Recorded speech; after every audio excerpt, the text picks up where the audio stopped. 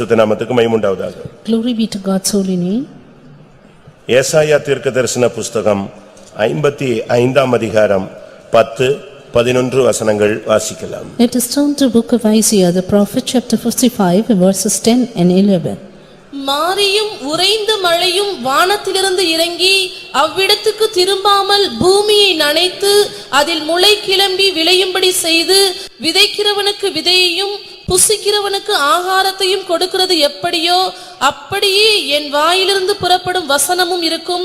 அது வெறுமையா என்னிடத்திற்கு திரும்பாமல் அது நான் விரும்புகிறதை செய்து நான் அதை அனுப்பின காரியமாகும்படி வாய்க்கும். For as the rain cometh down and the snow from heaven and returneth not thither, but watereth the earth and maketh it bring forth and bud, that it may give seed to the sower and bread to the eater, so shall my word be that goeth forth out of my mouth. It shall not return unto my void, but it shall accomplish that which I please, and it shall prosper in the thing whereto I sent it. கர்த்தருடைய பரிசுத்த நாமத்துக்கு மகிமை உண்டாவதாக. Glory be to God's holy name. வானத்திலிருந்து அனுப்பப்படுகிற மழை இந்த பூமியில் என்ன கிரியை செய்கிறது என்பதை வேதம் சுட்டிக்காட்டுகிறது. Word of God points out what the rain that cometh from heaven does a work in this earth. அது பூமியை நனைக்கிறது. It watereth the earth. விதைகளை முளைக்க வைக்கிறது. Bringeth forth the bud. விதைக்கிறவனுக்கு ஆகாரத்தை அது கொடுக்கிறது. It giveth food to the eater. இது மழையினுடைய தேவனுடைய திட்டம். This is the plan of God regarding rain. அதுபோலவே So is it. என் வாயிலிருந்து புறப்படுகிற வசனமும் இருக்கும். So shall my word be that goeth forth out of my mouth. அது வெறுமையாய் என்னிடத்துக்கு திரும்பி வராது. It shall not return unto me void. நான் எதை விரும்பி அதை அனுப்பினேனோ அந்த காரியம் அது வாய்க்கும்படி அது செய்துவிட்டு தான் திரும்பும். But it shall accomplish that which I please and prosper in the thing whereto I sent it. இன்றைய மெசேஜ் வசனம் என்ன செய்கிறது? Today's message, what is the word to? இன்றைய கர்த்தருடைய வார்த்தை வசனம் ஒரு மனிதனுடைய வாழ்வில் என்ன செய்கிறது? The word of God is, what does the word of God do in the life ஆயிரக்கணக்கான of man? வசனங்களை நாம் கேட்கிறோம். We hear thousands of words. ஆயிரக்கணக்கான வசனங்களை நாம் படிக்கிறோம். We even study thousands of verses. ஆயிரக்கணக்கான வசனங்களை பல விதங்களிலே நாம் மொழிபெயர்க்கிறோம். And we in various kinds of words interpret the words. நீங்கள் ஆயிரக்கணக்கான வசனங்களுக்கு ஆயிரக்கணக்கான வெளிப்படுத்தல்களையும் விளக்கங்களையும் நீங்கள் பெற்றிருக்கலாம். You may have received thousands of words and thousands of revelations. தேவனுடைய வார்த்தை என்பது அது வல்லமை உள்ளது. But the word of God is powerful. அது ஜீவன் உள்ளது. It is life. மனிதனுடைய வார்த்தைகள் போல தேவனுடைய வார்த்தைகள் அல்ல. Word of God is unlike the word of man. தேவனுடைய வார்த்தை என்பது அதுதான் தேவன். Word of God is God.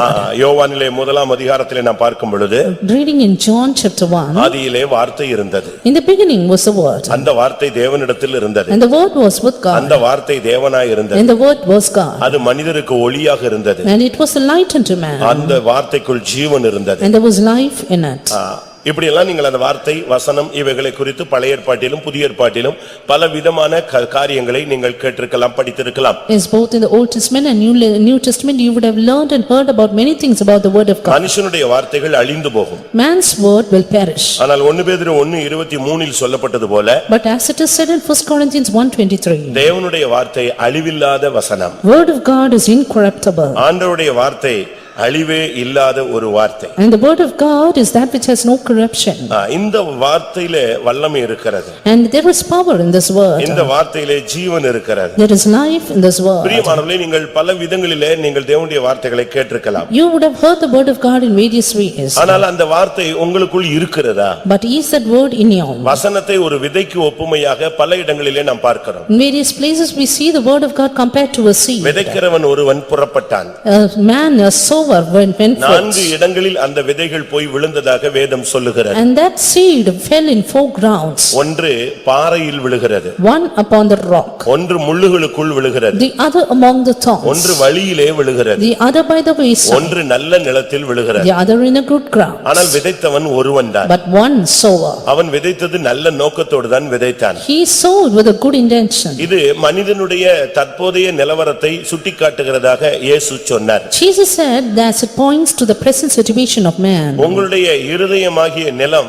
எப்படி இருக்கிறது என்கிற ஒரு கேள்வியோடு தான் அந்த உவமை முடிகிறது. And that parable ends with the question saying, how is your heart the ground? இன்றைக்கும் கூட இந்த கூட்டத்தில் நீங்கள் இருக்கிறீர்கள். Even this morning you are in this இப்பொழுது meeting நான் விதைக்க ஆரம்பித்திருக்கிறேன். and I have started to sow. உங்களுடைய இருதயம் கல்லாக இருக்குமானால் If your heart is stony, அந்த கல்லுக்குள்ள விழுந்தா எப்படி இருக்கும்னு நீங்க பாருங்க. then you see how the word of God will grow in it. அந்த கல்லுக்குள்ள விழுந்ததான அந்த விதையை நீங்கள் என்ன செய்தீர்கள்? And what will you do with that seed which is fallen on உங்களுடைய the இருதயத்தை stone கல்லாக்கி கொண்டு and making your heart a ஒரு stone பாறை போன்ற ஒரு நிலவரத்தோடு as a rock? நீங்கள் இப்பொழுது கர்த்தருடைய வார்த்தையை கேட்டால் If you hear the word of God now, ஒருவேளை இந்த வசனம் முளைச்சது மாதிரி உனக்கு ஒரு எழுப்புதல் மாதிரி தெரியும். maybe you feel a revival, the word of God coming வெயில் out. அடிச்ச பொழுது But when the sun was out, இந்த பாறையில வேறுவிட முடியாமல் இது தீந்து காய்ந்து போகிறது. it could not root into the rock but went up choked. இல்ல உன் இருதயத்துல பலவிதமான கலக்கங்கள், துக்கங்கள், போராட்டங்கள், மாம்ச இச்சைகள், பல ஆசைகள், குழப்பங்களோடு நீ இப்ப வார்த்தையை கேட்டுக்கொண்டிருந்தால், Or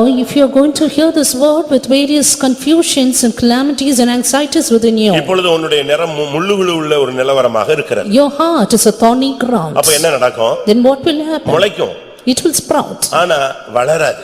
but it will not grow. வளர விடாம இந்த முள்ளுகள், இந்த கவலைகள், உலக கவலை, ஐசுரியத்தின் மயக்கம், பெருந்திண்டி, இவைகளை நெருக்கும் என்று வேதம் சொல்லுகிறது. This pride of the world, the gluttony and the deceitfulness of riches, it will choke it up. இன்னொரு பகுதியில பார்க்கும் பொழுது, On the other hand, ஏதோ கேட்டுட்டு போகலாம், வந்திருக்கோம், ஒரு சர்வீஸ்ல அட்டெண்ட் பண்ணனும் அப்படிங்கிற நிலவரத்துல நீ வந்திருந்தேன்னா நீ ஒரு வழிபோக்கன். if you are come with that intention, somehow let me attend the service and go away, you are a wayfaring man, ஒரு திருப்திக்காக, just for satisfaction, இல்லாவிட்டால் இந்த சபையினுடைய அங்கத்தினன் என்கிற ஒரு தன்மைக்காக, or just that you are a member of the அப்படி church. நீங்கள் இருந்தால், If you are like that, இந்த வசனம் நான் இப்ப விதைப்பேன், I am sowing the word, இன்னொருத்த வந்து எடுத்துட்டு போயிடுவான். another will come and take it away. அப்படித்தான் பைபிள் சொல்லுகிறது. That's what the word of God says. ஏனென்றால் பறவைகள் வந்து அதை எடுத்துக்கொண்டு போகும். The birds will come and catch it away, அது விதைச்சது வேஸ்டா போயிருது. and that which is sown is waste. அது முளைக்காது, ஒண்ணுமே இல்ல. பறவை அது தன்னுடைய இரையாக மாற்றி விடுகிறது. The bird will take it as its prey.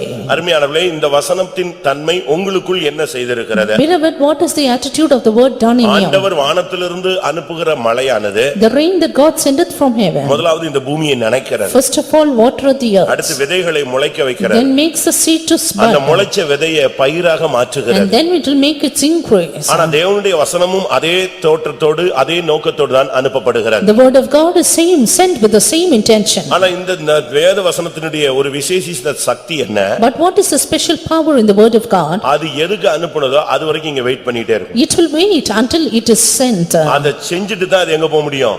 திரும்ப போக முடியும். Only if it accomplishes, then it will return. இல்ல நான் போனேன், அவன் தூங்கிட்டு இருந்தான், நான் வந்துட்டேன் அப்படின்னு சொல்லாது. It will not say, I went, they were sleeping, I came back. நான் போய் பார்த்தேன், அவன் சரியில்லை, அதனால வந்துட்டேன் அப்படின்னு சொல்லாது. I went, I saw that person, he is not பரத்திலிருந்து right. உனக்கு, உன் பிள்ளைகளுக்கு, உன் தொழிலுக்கு, உன் குடும்பத்துக்குன்னு கர்த்தர் ஒரு வார்த்தையை அனுப்பி இருந்தால் அந்த வார்த்தை உன் பின்னாலே வந்துகிட்டே இருக்கும். Had the Lord sent a word from heaven for your family, then it will come surely toward you. நீ தூங்கினாலும் சரி, Even if you நீ sleep, விழித்திருந்தாலும் சரி, even if you நீ awake, பாவத்துக்குள்ள உழன்று கிடந்தாலும் even சரி, if you roll in sin, இந்த வசனம் எப்படியாயினும் உனக்குள்ள அனுப்புன நோக்கத்தை செய்யறதுக்கு போராடிக்கிட்டே இருக்கும். this word will strive to accomplish its purpose. இன்னைக்கு சரீரத்துல நீங்க பாத்தீங்கன்னா சிவப்பு அணுக்கள், வெள்ளை அணுக்கள் இருக்குன்னு நீங்க உங்களால படிச்சு வச்சிருப்பீங்க. You would have learned about white blood and red blood corpuscles. அதுல ஒரு அணு வந்து நோயை எதிர்க்கக்கூடிய ஒரு சக்தி. One has the power to immunate. ஏதோ ஒரு கிருமியோ ஏதோ ஒரு சக்தி, ஒரு பலவீனத்தின் வல்லமை இந்த சரீரத்துக்குள்ள புகுந்து விட்டால், If a power of weakness penetrates into a body, இந்த சக்தி அதை எதிர்க்கிறது. this power resists. எப்ப எதிர்ப்பு சக்தி குறையுதோ When this immunative power அப்ப அந்த decreases, பலவீனம், வியாதி, அந்த கிருமி உனக்குள்ளே நின்று விடுகிறது, Then உன்னை ஆட்கொண்டு விடுகிறது. then the sickness, the weakness prevails over our body. இதுதான் இன்னைக்கு உலகத்துல சரீரத்துல நடக்கிற தன்மை. This is the thing, function of our body. ஆனா இந்த வசனம் என்ன பண்ணுகிறது? But what does the word of God do? அதை நாம் விளங்கிக் கொள்ள வேண்டியது அவசியம். We need to understand that. ஏனென்றால் கர்த்தருடைய வார்த்தைக்கு பெரிய சக்தி உண்டு. Because there is a great power in the word of கர்த்தருடைய God. வார்த்தை காடுகளை கொளுத்தும், The word of God, it will burn forests. பேதுருக்களை முறிக்கும், It will break down cedars, பெண்மானை ஈன வைக்கும். make the hinds to calve. அது ஒரு கன்மலையை உடைக்கும் சம்மட்டி. It is a hammer which breaketh down the rock. ஒரு வசனம் ஒரு துணிகரமான ஒரு ஆள்கிட்ட ஒரு வசனம் பேசிருச்சுன்னா அவன் இருதயம் உடைஞ்சு அங்கேயே விழுந்துருவான். If a word is gone to a bold person, his heart will break and he will fall down. ரோட்ல ஒரு ஆள் வெளிக்கூட்டம் நடத்திட்டு இருந்தாரு. And a person was conducting an open air meeting. அப்போ இயேசு மன்னிக்கிறவர்னு பேசிட்டு இருந்தார். And he announced Jesus பாவிகளை forgives. மன்னிக்கிறார்னு He பேசினார். forgives sinners. இயேசு கிறிஸ்துவின் இரத்தம் சகல பாவங்களையும் நீக்கும்னு சொன்னார். The blood of Jesus Christ cleanseth all sins. ஒருத்தன் கேட்டுக்கிட்டே இருந்தான். One man was hearing அப்போ it. சொன்னா மன்னிக்கிற உண்மையாவே மன்னிப்பாரா? He said, will he surely forgive? ஆமா ஏதோ சின்ன சின்ன தப்பு செஞ்சா மன்னிச்சிடலாம். Yes, little sins it may be forgiven. ஒரு கொலைகாரனை மன்னிப்பாராங்க அப்படின்னு கேட்டான். Will he forgive a murderer? இவரு ஆமான்ட்டாரு. He said yes. சரி ஒரு கொலை செஞ்சிட்டான், அறியாம செஞ்சிட்டான், ரைட் ஓகே மன்னிச்சிட்டாருன்னு சொல்றீங்க. ரெண்டு கொலை செஞ்சா? Yes, if he once commit with his innocency and does it the second time. இப்போ அவன் இப்படி கேட்டுக்கிட்டே வரான், கவுண்டிங் கூட்டிக்கிட்டே வரான். Kept on increasing the count and asking. 16க்கு வந்துட்டான். He came to 16 murders. இப்ப எல்லா ஜனங்களும் வேடிக்கை பார்த்துட்டே இருக்காங்க. Now they were all spectating. இந்த ஆள் வசமா மாட்டிக்கிட்டான் இவன்ட்ட. And he is being caught. எல்லாத்துக்கும் மன்னிக்கிறாருன்னு சொல்லிட்டே இருக்கான். He kept on saying Jesus forgives. ஏன்னா சொல்லாம போக முடியாது, இவன் ஒரு rowdy. Because he was a rowdy. இவன்ட்ட இருந்து தப்பியும் போக முடியாது. And he cannot escape that man. கேட்டுக்கிட்டே இருக்கான், இவன் சொல்லிக்கிட்டே இருக்கான். Kept on asking and he 16 கொலை சொல்லிட்டான். He went for 16 murders. அப்பமா அவன் சொன்னா இயேசு கிறிஸ்துவின் இரத்தம் சகல பாவங்களை நீக்கி நம்மை சுத்திகரிக்கும் சொன்னான். Even then the evangelist said that the blood of Jesus Christ cleanses us from sin. அந்த துன்மார்க்கன் கால்ல விழுந்து நான் தான் அந்த 16 கொலை செஞ்சேன், ஆண்டவர் என்னை மன்னிக்க சொல்லுங்கன்னு சொன்னான். Suddenly that wicked man, he fell down at his feet and said, I committed 16 இந்த murders. மன்னிக்கிறாருங்கற அந்த வார்த்தை இயேசுவின் இரத்தத்தில் உள்ள சக்தியை குறித்து பேசும்போது அது அவனுக்கு டச் ஆயிடுச்சு. Yes, when he spoke about the power in the blood of Jesus Christ, it touched him. ஒவ்வொரு கூட்டத்திலயும் உனக்கு ஒரு வார்த்தை வரும். Every meeting you have a word for you. அந்த வார்த்தையை நீ கரெக்ட்டா கேட்ச் பண்ணணும். And exactly hold that word. எப்ப கரெக்ட்டா பிடிச்சுக்கறியோ when you hold it அது உனக்குள்ள மகத்தான ஒரு வேலையை செய்யும். then it will do a glorious work in you. ஏனென்றால் இந்த வார்த்தை வரும் பொழுது கன்மலையை உடைக்கும், அது ஒரு சம்மட்டியானது. Because this word is a hammer which breaketh the rock. எபிரேயர்களின் நிருபத்தில் இந்த வார்த்தையின் சக்தியை அந்த எபிரேய நிருபக்காரன் தெளிவாக பேசுகிறார். Power of the word is written by the Hebrews, the writer to the Hebrews. எபிரேயர் 4 அதிகாரம் 12 வசனத்தில் இந்த சக்தி ஜீவன் வசனத்தின் சக்தியை பாருங்க. Hebrews 4:12 says about the word of life. Operation தியேட்டர்லாம் தோத்து போகும். It's like an operation theater. தேவனுடைய வார்த்தையானது ஜீவனும் வல்லமையும் உள்ளதாயும் இருபுறமும் கருக்குள்ள எந்த பட்டயத்திலும் கருக்கானதாயும் ஆத்துமாவையும் ஆவியையும் கணுக்களையும் ஊனையும் பிரிக்கத்தக்கதாக உருவ குத்துகிறதாயும் இருதயத்தின் நினைவுகளையும் யோசனைகளையும் வகையறுக்கிறதாயும் இருக்கிறது. For the word of God is quick and powerful and sharper than any two-edged sword, piercing even to the dividing asunder of soul and spirit and of the joints and marrow, and is a discerner of the thoughts and intents of the heart. எந்த மனுஷனையும் அப்படியே நிப்பாட்டி அவனை சரிப்படுத்திறது தேவனுடைய வார்த்தை. The word of God easily surgerizes any man who stands in front of அவனுக்குள்ள it. இருக்கிற சீலை பிதிக்கிடும். It will take away his pus. அவனுடைய இருக்கிற காயத்தை ஆற்றும். And it will bind up his wounds. அவனை ஆபரேட் பண்ணாது, உட்கார்ந்து என்னென்னலாம் உடைக்கணும் எடுக்கணும் அதுக்கு தெரியும். It will conduct a surgery in a right manner. ஆமா, கர்த்தருடைய வார்த்தை எனக்குள்ள இப்படிப்பட்ட செயலை செய்து கொண்டு இருக்கிறது, ஒவ்வொரு நாளும் என்னை உடைக்குது உருவாக்குதுன்னு சொல்றவங்க, அந்த எக்ஸ்பீரியன்ஸ் இருக்கிறவங்க கைகளை வைத்து ஒரு அல்லேலூயா சொல்லுங்க. நீ தூங்கினாலும் இந்த வசனம் உன் பின்னால தூங்காம நின்னுகிட்டே இருக்கும். Even if you sleep, the word of God is awake to work. அது கிருபையுள்ள வார்த்தை. It is gracious word. அது ஜீவனும் வல்லமையுள்ள வார்த்தை. Word of life and power. அது உன்னுடைய உள்ளத்தை குத்தி எடுத்து சரிப்படுத்தக்கூடிய வார்த்தை. Word which divides asunder your heart. ஆவியினாலும் பலத்தினாலும் அக்கினியினாலும் உறுதிப்படுத்தப்பட்ட வார்த்தை. A word that is sanctified, the word that is confirmed by spirit and கர்த்தருடைய power. வார்த்தையினுடைய சக்தி பயங்கரமானது. Yes, the power of the word of God is extreme. அது இன்னைக்கு அநேகருக்கு தெரியாது. Many do not know it. கர்த்தருடைய வார்த்தையில உள்ள சக்தி அநேகருக்கு புரியாது. Many do not understand the power in the word of God. ஆண்டவருடைய வார்த்தை ஒரு மனுஷனுக்குள்ள வந்தா, If the word of God comes into one அது man, ஆவியினாலும் பலத்தினாலும் அக்கினியினாலும் உறுதிப்படுத்தப்பட்ட வார்த்தைகள். it has been confirmed by fire and கர்த்தருடைய spirit. சொற்கள் 7 தரம் புடமிடப்பட்டவைகள். The word of God is tried 7 times. அவர் ஒரு ட்ரிப் சொன்னா அவ்வளவுதான். And once he says it's அதுக்கு okay. பிறகு அதை மாற்றுகிற தெய்வமும் அல்ல. After that he never changes it. அவரிடத்திலிருந்து ஒரு கமாண்ட் வந்துருச்சுன்னா அவர் சொல்ல ஆகும். He speaks and it is done. அவர் கட்டளையிட நிற்கும். He commands and it stands அதனாலதான் fast. ஒவ்வொரு வாரமும் நீ வரும்போது ஒரு வார்த்தையை நீ பிடிச்சிட்டு போணும். Therefore every time you come, hold on to the word of God. உனக்குன்னு வருகிற அந்த வார்த்தையை நீ எடுத்துக்கொள்ளணும். Take up the word that is for you. அந்த வார்த்தை சும்மா போகாது. And that word will not go in அது vain. அது கரெக்ட் டைத்துல உன்கிட்ட பேசும். It will speak to you at the right time. அது உன்னுடைய மனசை ஆட்கொள்ளும். It will take control of your mind. அதை நாம் விளங்கிக் கொள்ள வேண்டியது அவசியம். Understand this clearly. இன்றைக்கு தேவனுடைய வார்த்தை என்ன செய்கிறது? What does the word of God do today? அந்த அழிவில்லாத வித்து என்ன செய்கிறது? What does the incorruptible seed do? அதை நாம் விளங்கிக் கொள்ள வேண்டியது அவசியம். We need to understand this. Mark 4ல நீங்க பார்க்கும் பொழுது, Turn to Mark verse பிசாசு chapter வந்து இந்த 4. வசனத்தை எடுத்துட்டு போறதுக்கு நீங்க இடம் கொடுத்துறாதீங்க. Don't give place for the devil to take away அது the word of இருந்தாதான் God. வளரும். Only if it is there, it will grow. Mark 4:15 பாருங்க. 4:15 of Mark the Gospel. வசனத்தை கேட்டவுடனே சாத்தான் வந்து அவர்கள் இருதயங்களில் விதைக்கப்பட்ட வசனத்தை எடுத்து போடுகிறான். இப்ப நான் பிரசங்கம் பண்றேன். I am preaching. உன்னை தூங்க விட்டுருவான். He will make you to sleep. நான் பயங்கரமா கத்துவேன், அது உனக்கு தாலாட்டு மாதிரி இருக்கும். I will tell with immense force, but you will be like a lullaby for you.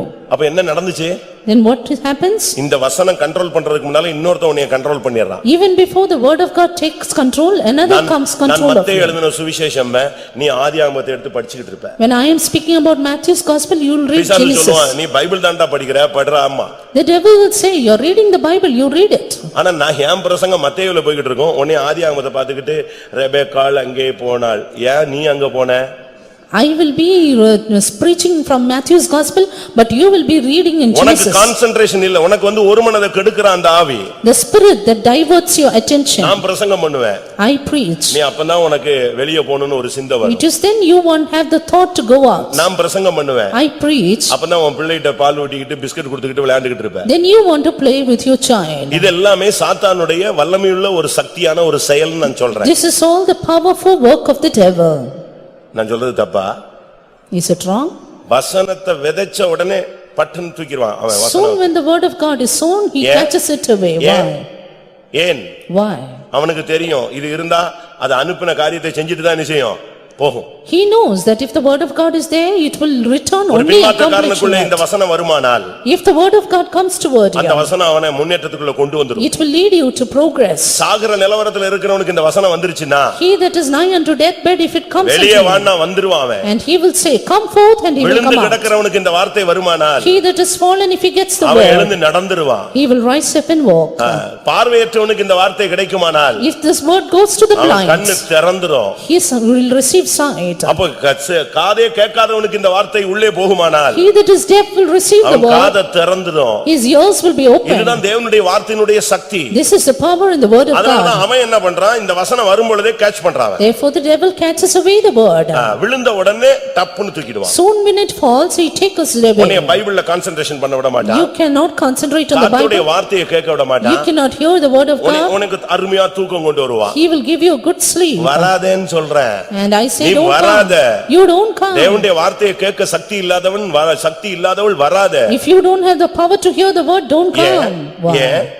ஏன் அந்த வார்த்தையை நான் திரும்ப திரும்ப சொல்றேன்? Why I do say repeating? பிசாசுகளும் தேவனுடைய வசனத்துக்கு நடுங்குகின்றன. Because even the devil trembles at the word of God. தேவனுடைய வார்த்தைக்கு பிசாசு நடுங்குது. The devil trembles at the word of God. நீ இங்க வந்து தூங்குறதுனால நீ கேட்ட வசனமே உன்னை நியாயம் தீர்க்கும். By coming and sleeping here, the word that you hear தேவ will judge சமூகத்துல you. வந்து தூங்கி அலட்சியம் பண்ணி மாத்து வசனங்களை கவனிச்சு புக்க படிச்சு அங்கங்க நெட்ட நோட்டிட்டு இங்க உட்கார்ந்து செல்ல கையில எடுத்துட்டேனாலே இந்த வசனம் உன்னை நியாயம் தீர்க்கும். When you despise the word of God after coming to the presence of God, the word of God will judge you. யோவான் 12:48 என்ன சொல்லுகிறது? John 12:48, what does it say?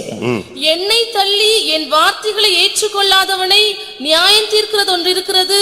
நான் சொன்ன வசனமே அவனை கடைசி நாளில் நியாயம் நீ தீர்க்கும். இந்த பெந்தேகோஸ்தே சபையில உட்கார்ந்து ஒவ்வொரு வாரமும் நீ கேட்ட வசனமே உன்னை நியாய தீர்ப்புக்கு இழுத்துட்டு போய்டும். The word that you heard being seated in this church will judge you on that day. உனக்கு இந்த வார்த்தையின்படி ஜீவிக்க முடியலன்னா கர்த்தாவே இந்த வசனத்துல உள்ள ஜீவன் எனக்கு தாங்கன்னு கேளு. If you cannot live as per the word, ask the Lord for the strength. என்னால முடியலையேன்னு கேளு. You say it's impossible for me. ஆண்டவரே எனக்கு அருள் செய்யும் கேளு. Lord, help me, grant me.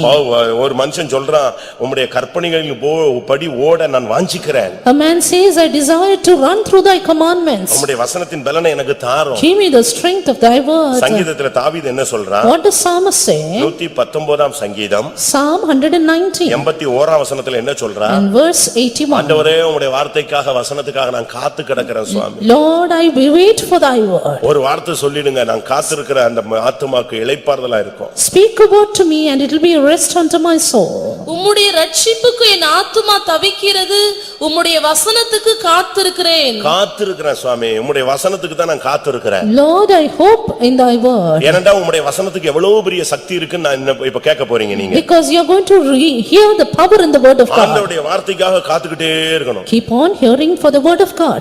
நீ ஒருவேளை நொந்து ஒடிஞ்சி நொறுங்கி போய் வந்திருப்ப. You may be broken, weary altogether. அந்தந்த நேரத்துக்கு வார்த்தை உன்னை டச் பண்றதுக்கு வரும். But the word of God will come to touch you then. அதை நீ பெற்றுட்டேன்னா நீ ஜீவன் அடைஞ்சிருவ. Receive it and receive life. 119 சங்கீதம் 147 வசனம். Psalm 119 verse 147. அதிகாலையில் நான் எழுந்து சத்தமிட்டேன், உம்முடைய வசனத்துக்கு காத்திருக்கிறேன். I prevented the dawning of the morning and cried, I hoped in thy word. உம்முடைய வசனத்துக்கு தான் நான் காலையில காத்திருக்கிறேன். Yes, I wait for thy word in the pastor dawn. Joel அவர்கள் அடிக்கடி சொல்லுகிற வார்த்தை என்ன? The word Pastor Joel used to say. எழும்பும்போதே ஒரு வார்த்தையோடு எழும்புன்னு சொல்றார். Right when you arise with a word. எழும்பும்போது டெய்லி எழும்பும்போது ஒரு வார்த்தையோடு எழும்பி வா. Every day arise with a word from God. ஏதாவது ஒரு வசனம் காலையிலேயே உன்கிட்ட பேசிடணும். And the word of God will speak to you in the morning. காலையில எழும்பும் பொழுதே நீ சரியான ஒரு வசனத்தோடு வார்த்தையோடு ஜீவனோடு எழும்பணும். Right when you awake with a life in the word of God. இன்னைக்கு வசனத்தை பத்தி அநேகருக்கு விளக்கம் இல்ல, அதனால எழுதி போட்டு வச்சிருக்காங்க. வீட்ல மட்டும் வசனம் தொங்குது. Many do not have revelation about the word of God, but they hang up boards in their houses. வாசல்ல எழுதி போட்டிருப்பாங்க, வாதை உன் கூடாரத்தை அணுகாதே. They will have the word that evil plague shall not come near their dwelling. வீட்டுக்குள்ள போனா 3 bed போட்டு 3 பேர் படுத்து கிடப்பாங்க. There will be 3 beds and all the 3 will be lying down. வாதை உன் கூடாரத்தை அணுகாதுன்னு சொல்லிட்டு இங்க 3 பேர் ஏன் படுத்திருக்க? And when it is said that there shall no plague come near the dwelling, why are அது தவறு அல்ல. lying down? It's not a wrong. நான் பரியாசத்துக்கும் சொல்லல. I am not mocking. அந்த வாதை கூடாரத்தை அணுக கூடாது. The plague should not come near your வீடு dwelling. ரத்தம் தெளிக்கப்பட்ட வீடா இருந்தா சங்காரதூதன் உள்ள வர மாட்டான். If your house is sprinkled with blood, the destroyer will not come நீ in. பஸ்காவை சரியாய் அனுசரித்திருந்தால் If you observe the Passover, சத்துரு உள்ள வர்றதுக்கு அதிகாரம் கிடையாது. then the destroyer has no power to enter in. தேவனுடைய வார்த்தையை கேட்டுட்டு நல்லா இருந்துச்சுன்னு சொல்லிட்டு போறதுக்கு பெரிய சாதனை அல்ல. It's not a big achievement to say it is good after hearing the word of God. ஒரு சிலருக்கு டெய்லி மார்க் போட்டுக்கிட்டே இருப்பாங்க. Some every time bring the score. Examiner மாதிரி உட்கார்ந்துக்குவாங்க. இன்றைய பிரசங்கத்துக்கு 30 mark. They say 30 marks for today's message. இன்றைய message காரமாக இருந்தது. And it was hot enough. இன்றைய பிரசங்கம் புளிப்பாக இருந்தது. It was even sour enough. இன்றைக்கு not bad. It's not bad. இப்படி எல்லாம் சொல்ற ஆளுங்க எல்லாம் இருக்காங்க. Yes, there are people who mark it. இது போடுறதுக்கு உனக்கு நீ ஒன்னே சபையில அப்படி யாரையும் போஸ்டிங் கொடுத்து எப்படி பிரசங்கம் பண்றாருலாம் இல்ல. God has not appointed you to mark the message. கர்த்தருடைய வார்த்தை உனக்குள்ள ஒரு திட்டத்தோட அனுப்புகிறார். But the word of God is sent with a plan. வானத்திலிருந்து வருகிற மழையை ஒப்பிட்டு பரத்திலிருந்து வருகிற வார்த்தை சொல்லப்பட்டிருக்கிறது. The word from heaven is compared to the rain from heaven. அது ஒரு நோக்கத்தோட தான் மழையை தேவன் அனுப்புறார். God sendeth the rain with a purpose. அது மனுஷர்களுக்கு ஆகாரத்தை கொடுக்கணும். It gives food to the eater. அதுபோல என்னுடைய வார்த்தை நான் அனுப்பின காரியம் ஆகும்படி வாய்க்கும். The word that is sent will accomplish the thing that I please. அப்ப கர்த்தர் என்கிட்ட எவ்வளவோ பேசி இருக்கிறாரே, இன்னும் நிறைவேறலையே அப்படின்னு ஒரு क्वेश्चन உங்களுக்கு வரும். Then you may have a question. The Lord has spoken so much, it's not fulfilled yet. அது உன்கிட்ட சொன்ன வார்த்தை இன்னும் திரும்பி போகல. That is not yet returned. அது உன்னைய ஃபாலோ பண்ணிட்டு தான் இருக்கு. It is pursuing you. உன் கூட தான் வருது. I will come with you. அது நிறைவேற வரைக்கும் அது உன் பின்னால வரும், வந்துகிட்டு இருக்கு. Until it is fulfilled, the word of God is behind you. ஷார்ப்பா கரெக்ட் டயத்துல அப்படியே நிறைவேறும். At the right time it will be fulfilled. எனக்காக அனுப்பப்பட்ட வார்த்தைகள் என்னோடு கூட என் பின்னே என்னோடு கூட இருக்குதுன்னு சொல்றவங்க, விசுவாசத்துல இருக்கிறவங்க கைகளை வைத்துங்க. முதலாவது இந்த வார்த்தையினுடைய செயல் என்ன? First of all, what is the work of the word of God? நான் ஒரு 6 7 8 9 10 வார்த்தைகள் உங்களுக்கு முன்பாக வைக்கிறேன். Let me list out 9 to 10 points about it. யாக்கோபு முதலாம் அதிகாரம் James 1 18ஆம் வசனத்தின்படி verse 18. இந்த வசனத்தினுடைய முக்கியமான திட்டம் என்ன? What is the important plan of the word of God? அவர் சித்தம் கொண்டு தம்முடைய சிருஷ்டிகளில் நாம் முதற் பலன்கள் ஆவதற்கு நம்மை சத்திய வசனத்தினாலே ஜனிப்பித்தார். Of his own will began he us with the word of truth, that we should be a kind of first fruits of his creatures. இங்கே நாம் வாசிக்கும் பொழுது அவருடைய வசனத்தினாலே நாம் சத்திய வசனத்தினால் முதற்பலனாய் மாறும்படியாக, that we might become first fruits through the word of truth. இந்த சபையில இவ்வளவு பேர் இருக்கீங்க. So many here in the church. இன்னும் ரொம்ப பேர் வரல. And many are not yet come. அநேக மனைவிமார் வந்திருக்காங்க, புருஷனை காணோம். Many wives are here but not husbands. அநேக புருஷன்மார் வந்திருக்காங்க, மனைவிமாரை காணோம். Many husbands are here but not wives. அநேக பெற்றோர்கள் உண்டு, பிள்ளைகள் வரல. Many parents here but not children. ஆனா இங்க வசனம் என்ன சொல்லுகிறது? But what is the word of God say? இங்க இருக்கிற ஜனங்களுக்குள்ள இந்த வசனம் ஒரு கூட்டத்தாரை முதற்பலனாய் மாற்றுது. And from among a group of people is changed by this word as first fruits. இந்த சபையில ஒரு கூட்டத்தை கர்த்தர் முதற்பலனாய் மாற்றுகிறார். The Lord changes a group of people from this church as first fruits. ஒரு சிலர் இந்த சபையில சப்ஸ்கிரைபரா வச்சிருப்பாரு. Some are kept as subscribers in the church. அதாவது சந்தாதாரர்கள். Subscribers. அதாவது காசு கொடுக்கிறதுக்குன்னு ஒரு சிலரை வச்சிருப்பாரு. Just to give the money. அதுக்குன்னு இவங்க சம்பாதிச்சு சபையில வந்து காணிக்கை கொடுத்துட்டு போயிட்டே இருப்பாங்க. They earn, give the offering and go away. ஒரு சிலர் அப்படி அல்ல. Some are not like that. அவர்களை இந்த சபையில முதற்பலன்களாய் வைக்கிறார். God wants to make them first fruit of the church. சபையில முதற்பலன்கள் என்பது சத்தியத்துக்காக நிற்கக்கூடிய ஒரு கூட்டம். First fruit of the church means those who stand for the truth. நீங்கள் கொரிந்தியர்ல பார்க்கலாம். Turning to Corinthians. இல்லாவிட்ட ரோமர்ல பார்க்கலாம். Or to Romans. சபைகளில முதற்பலனானவர்களை நீங்கள் பார்க்க முடியும். You can see the first fruits in the church. சபைகள்ல அன்னைக்கு இருந்தவர்களுக்குள்ள முதற்பலனாக இருந்த ஒரு கூட்டத்தை நாம் பார்க்க முடியும். And we can also see first fruits who were in the beginning in the church. ரோமர் 16 பார்க்கும் பொழுது Romans 16. 4-5 வசனங்கள். Verses 4 and 5. அவர்கள் என் பிராணனுக்காக தங்கள் கழுத்தை கொடுத்தவர்கள், அவர்களை பற்றி நான் மாத்திரமல்ல புறஜாதியாரில் உண்டான சபையார் எல்லாரும் நன்றியறிதல் உள்ளவர்களாய் இருக்கிறார்கள். அவர்களுடைய வீட்டிலே கூடி வருகிற சபையையும் வாழ்த்துங்கள். அகாயாவிலே கிறிஸ்துவுக்கு முதற்பலனாகிய என் பிரியமான எப்பனத்தை வாழ்த்துங்கள். அங்க பாருங்க, கிறிஸ்துவுக்கு முதற்பலனாகிய எப்பனேத். Epanetus, who is the first fruit into Christ. அந்த சபையில முதற்பலன்கள்.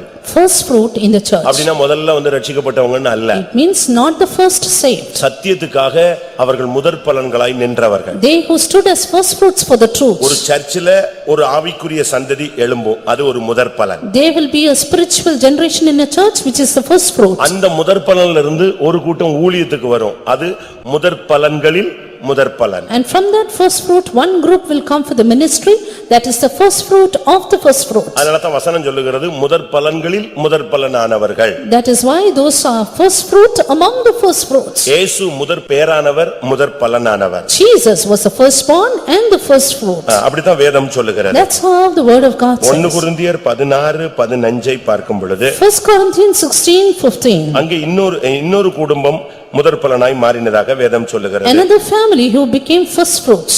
சகோதரரே, ஸ்தேவானுடைய வீட்டார் அகாயா நாட்டிலே முதற்பலனானவர்கள் என்றும் பரிசுத்தவான்களுக்கு ஊழியம் செய்யும்படிக்கு தங்களை ஒப்புவித்திருக்கிறார்கள் என்றும் அறிந்திருக்கிறீர்களே. இங்கே ஒரு கூட்டத்தார் முதற்பலன்களாய் மாற்றப்பட்டார்கள். One group who became the first fruits. அப்ப இதிலிருந்து என்ன விளங்கிக் கொள்றோம்? What do we understand from this? ஒரு கூட்டம் ஜனங்கள் முதற்பலனாக சபையிலே மாறுகிறவர்களாக அன்றைக்கு வாழ்ந்திருக்கிறார்கள். Yes, right on that day itself there were a group who became first fruit in the church. இன்றைக்கு எத்தனை பேர் அப்படிப்பட்டவர்களாய் நம்மை மாற்றுகிறோம்? How many of us want to change? இந்த வசனம் ஒருத்தனுக்குள்ள வந்தா, once the word of God comes into ஒரு normal nominal கிறிஸ்டியனாக nominal பிலீவராக இருக்க விடுறதில்ல. he cannot never again remain a nominal Christian. கொஞ்ச நாள் கழிச்சு அவன் Dress-ஐ மாத்துது. Then he changes his dress style. அவனுடைய புத்தியை மாத்துது. Then his knowledge. அவனுடைய பழக்கவழக்கத்தை மாத்துது. He changes his habits. அவனுடைய சாதாரண தன்மையை மாற்றி அசாதாரணமானவனாய் மாற்றுகிறது. The word makes him extraordinary. Prayer லைஃபை மாத்துது. The word changes his prayer life. விசுவாசத்தை வளர்ச்சியடைய வைக்குது. Which makes it faith grow. பிரதிஷ்டை உள்ளவனாய் அவனை மாற்றுகிறது. Makes him consecrated. அன்புள்ளவனாய் மாற்றுகிறது. Makes him loving. சகிப்புத்தன்மை உள்ளவனாய் மாற்றுகிறது. Makes him enduring. விசுவாசத்துக்காய் போராடுகிறவனாய் மாற்றுகிறது. Makes him strive for the faith. ஒரு லிமிட் வரும்போது அவனை பரிசுத்தவனாய் மாற்றுகிறது. And then makes him a saint. இப்போ அவன் சபையில ஒரு முதற்பலன். Now he is a first fruit in the church. இந்த வசனம் பாருங்க, நீங்க சில விதைகள் விதைக்கப்படுகிறது, அதை எடுத்து நம்ம புசிச்சிரோம், இல்லாவிட்ட ஆகாரமா மாத்திக்கிறோம். And you see the word of God, when it is being sown, we make it a food or we try to eat it. ஆனா ஒரு சிலர் என்ன செய்றாங்க? But some others, அந்த விளைஞ்சதுல ஒண்ணு எடுத்துறாங்க. out of the increase they take one. அது விதைகள். That is being sown. அது மறுபடியும் விதைக்கும்படியாக வைக்கிறாங்க. And it's kept to be sown again. அதனாலதான் இன்னைக்கு வரைக்கும் பூமியில எல்லாமே விதைக்கப்பட்டு வருகிறது. That is why until today they keep on sowing. அதுபோல So was it. இந்த முதற் பலன்கள் தான் சபையினுடைய விதைகள். The first fruits are the seed of the church. இவனை போய் எங்கேயாவது ஒரு இடத்துல வச்சா அங்கேயும் முளைக்க ஆரம்பிச்சிருவான். And if you keep him anywhere, he will again start to நீ sprout. ஆபீஸ்ல போனாலும் சரி, Whether you go to the வேலையில office போனாலும் சரி, or to the work spot கம்பெனிக்கு போனாலும் or சரி, to the company பிசினஸ் சென்டருக்கு போனாலும் or சரி, to the business, நண்பர்கள் கல்லூரி எங்கெங்க நீ போனாலும் சரி, friends, college, wherever it is, ரட்சிப்பே இல்லாத இடங்கள்ல நீ போனாலும் சரி, even to places unsaved, அங்கேயும் நீ முதற்பலனா இருந்தா நீ ஒரு விதை, அங்கே நீ கிறிஸ்துவுக்காக நீ வளர்ச்சி அடைவாய். even there if you are a first fruit, you are a seed and you will grow for Christ. அதனால தான் வேத வசனம் சொல்லுகிறது சத்திய வசனத்தினால் நம்மை ஜெனிப்பித்தார். That's why word of God says he begat by the word of truth. இந்த வசனம் ஒரு மனுஷனுக்குள்ள வரும் பொழுது அவனை முதற்பலனாய் மாற்றுகிறது. When this word comes into a man, it makes him first fruit. இத்தனை வருஷம் இந்த சத்தியத்தை கேக்குறீங்களா, உங்களுக்குள்ள என்ன changing? When you hear this truth, what is the change happening in you? என்ன வளர்ச்சி, What growth? என்ன முதிர்ச்சி, What maturity? என்ன அளவுல நீங்கள் உங்களுடைய நிலவரத்துல மாற்றப்பட்டிருக்கிறீர்கள். In what extent you have changed yourself? பாவியாக இருந்தோம், We were sinners. இயேசு நம்மை ரட்சித்தார். Jesus saved us. இப்பொழுது நாம் தேவனுடைய பிள்ளைகளா இருக்கிறோம். Now we are the sons of God. ஆனா இப்படியே தேவனுடைய பிள்ளைன்னு சொல்லி கதை அடிச்சிட்டு போக முடியாது. But we cannot keep on going being the children of அந்த God. குழந்தை தன்மையில இருக்க முடியாது. We cannot be childish ever. ஆனாலும் But அவர் வெளிப்படும் பொழுது எப்படி மாறி இருப்போம்? when he appears, how shall we change? அவருக்கு ஒப்பா இருப்போம். We shall be like him. அதுதான் முதற் பலனுடைய தன்மை. That is the extent of first fruit. அதனால இந்த வசனம் உனக்குள்ள அனுப்பப்பட்டதனுடைய நோக்கம் ஒவ்வொரு நாளும் உனக்குள்ளே ஒரு மறுரூபம். Therefore, an everyday transformation through the word that is sent to you. திடீர்னு என்னைக்கோ கேட்ட பிரசங்கம் உனக்குள்ள வரும். Suddenly, a message you heard on the other day will come to என்னைக்கோ you. படிச்ச ஒரு வசனம் உன்கிட்ட பேசும். The word, the verse that you studied will come into திடீர்னு நீ you. படுத்திருக்கும் போது ஒரு வசனம் கேட்கும். Suddenly, you will hear the voice of இல்ல God உள்ளத்துல ஒரு வசனம் தோன்றும். or a word in your heart. இப்படி ஒவ்வொன்னா உனக்குள்ள இடைபடும். Step by step, it will deal with you.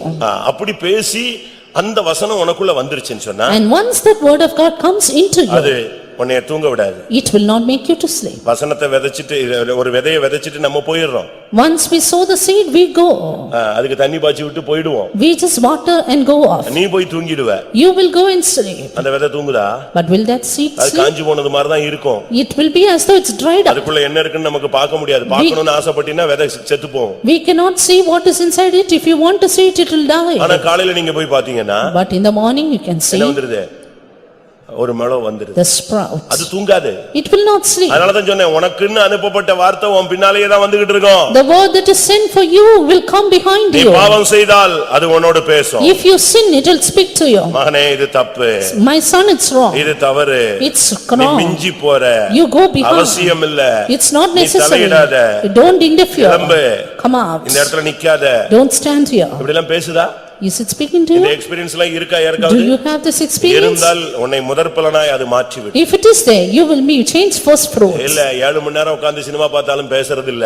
Oh, even if we see cinemas, this word of God is not instructing 2 me. மணி நேரம் சண்டை போட்டாலும் உணர்வே வரல. Even if I struggle for 2 hours, I don't not அடிச்சிட்டு convicted. Station போனாலும் புத்தி வரல. Even if I go to the police station, I am not convicted. அப்படின்னா என்ன அர்த்தம்? That means வசனத்தை அவன் எடுத்துட்டு போயிட்டான். the word of God is taken away. நீ வாடுக்கு சண்டை போடு, உனக்கு அந்த வசனம் ஆமா அப்படித்தான் சொல்லுவாங்க அப்படிம்ப. You will shout as you like and say they are like that. ஆனா வசனம் உனக்குள்ள இருந்துச்சு. But the word of God is in you. அந்த டைம் முடிஞ்ச உடனே உட்கார்ந்து அழுவ. After that time, and you will cry. ஆண்டவர் பேதுருட்ட ஒரு வார்த்தை சொன்னார். The Lord said to Peter, சேவல் கூவுறதுக்கு முன்பாக நீ என்னை 3 விசை மறுதலிப்பாய். Before the cock crow twice, you will deny me thrice. அப்ப அவன் தலையில அது ஒண்ணும் சூடு ஒண்ணும் ஏறல. That time he could not hearken அதெல்லாம் to it. நடக்காதுன்றான். He said, "No, Lord." இப்ப முதல் மறுதலிப்பு முடிஞ்சிருச்சு. But now the first denial over. Work out ஆகல. It was not working at all. இரண்டாவது மறுதலிப்பு நடந்துருச்சு. Second denial. ஒண்ணும் உண்டாகல. He could not understand. மூணாவது மறுதலிப்பு முடிஞ்ச உடனே யார் கத்திட்டா? பேதுரு கத்திட்டானா யார் கத்திட்டா? சேவல் கத்திடுச்சு. After the third denial, cock crow. அது கத்துன உடனே இவன் பட்டன்னு தெரிச்சிட்டான் அவனுக்கு. அப்பதான் ஓஹோ something wrong. திரும்பி பார்த்தான், இயேசு இவனை தான் பார்த்துட்டு இருந்தார். It is then he was convicted, turned back and saw Jesus looking. He was broken. நொறுங்கி போய் வெளியே போய் ஓன்னு உட்கார்ந்தாலதான் இப்படி தவறு பண்ணிட்டேனே. He was totally broken down and cried and wept. அந்த வார்த்தை அவனை டைம் பார்த்து நொறுக்கிடுச்சு பாத்தீங்களா? And see, at the right time the word of God broke him. அதனாலதான் மறுதலித்து போனவன் புதுப்பிக்கப்படுவது கூடாத காரியம் என்று வசனமே சொன்னாலும் அந்த மறுதலித்து போனவனை தேடி போனதுக்கு காரணம் இந்த வசனத்தினால அழுதுனால. Therefore, even though the word of God says it is impossible to eliminate those who have denied, the word of God convicted him because it went behind him. நான் அடிக்கடி பிரசங்கம் பண்றேன் இப்போ எல்லா இடத்துலயும். I very often preach. ரெண்டு பேர் படுத்திருந்தார்கள். Two slept together. ஒருத்தன் போயிட்டான். One was taken away. ரெண்டு பேர் திரிக அரைச்சாங்க. Two were grinding. ஒருத்தி போயிட்டா. One was taken away. ரெண்டு பேர் வயல்ல இருந்தாங்க. Two were in the field. ஒருத்தன் போயிட்டான். One was taken away. சரி, ரெண்டு பேர்ல திருக அரைச்சிட்டு இருந்தா ரைட் ஓகே. ரெண்டு பேரும் முழிச்சுதான் இருந்தாங்க. ஒன்னு போயிடுச்சு, ஒன்னு கை விட்டுச்சு. Two were grinding, they were awake, one was taken away. தூங்கிட்டு இருந்தவன் எப்படியா போனான்? But how he who was sleeping went away? ரெண்டு பேரும் தான் தூங்கிட்டு இருக்கறான். Two were sleeping. இயேசு வரும்போது தூங்குனவன் எப்படி போக முடிஞ்சது? When Jesus came, how the man who slept could go அவனுக்குள்ள away? இருக்கிற வசனம் தூங்கல.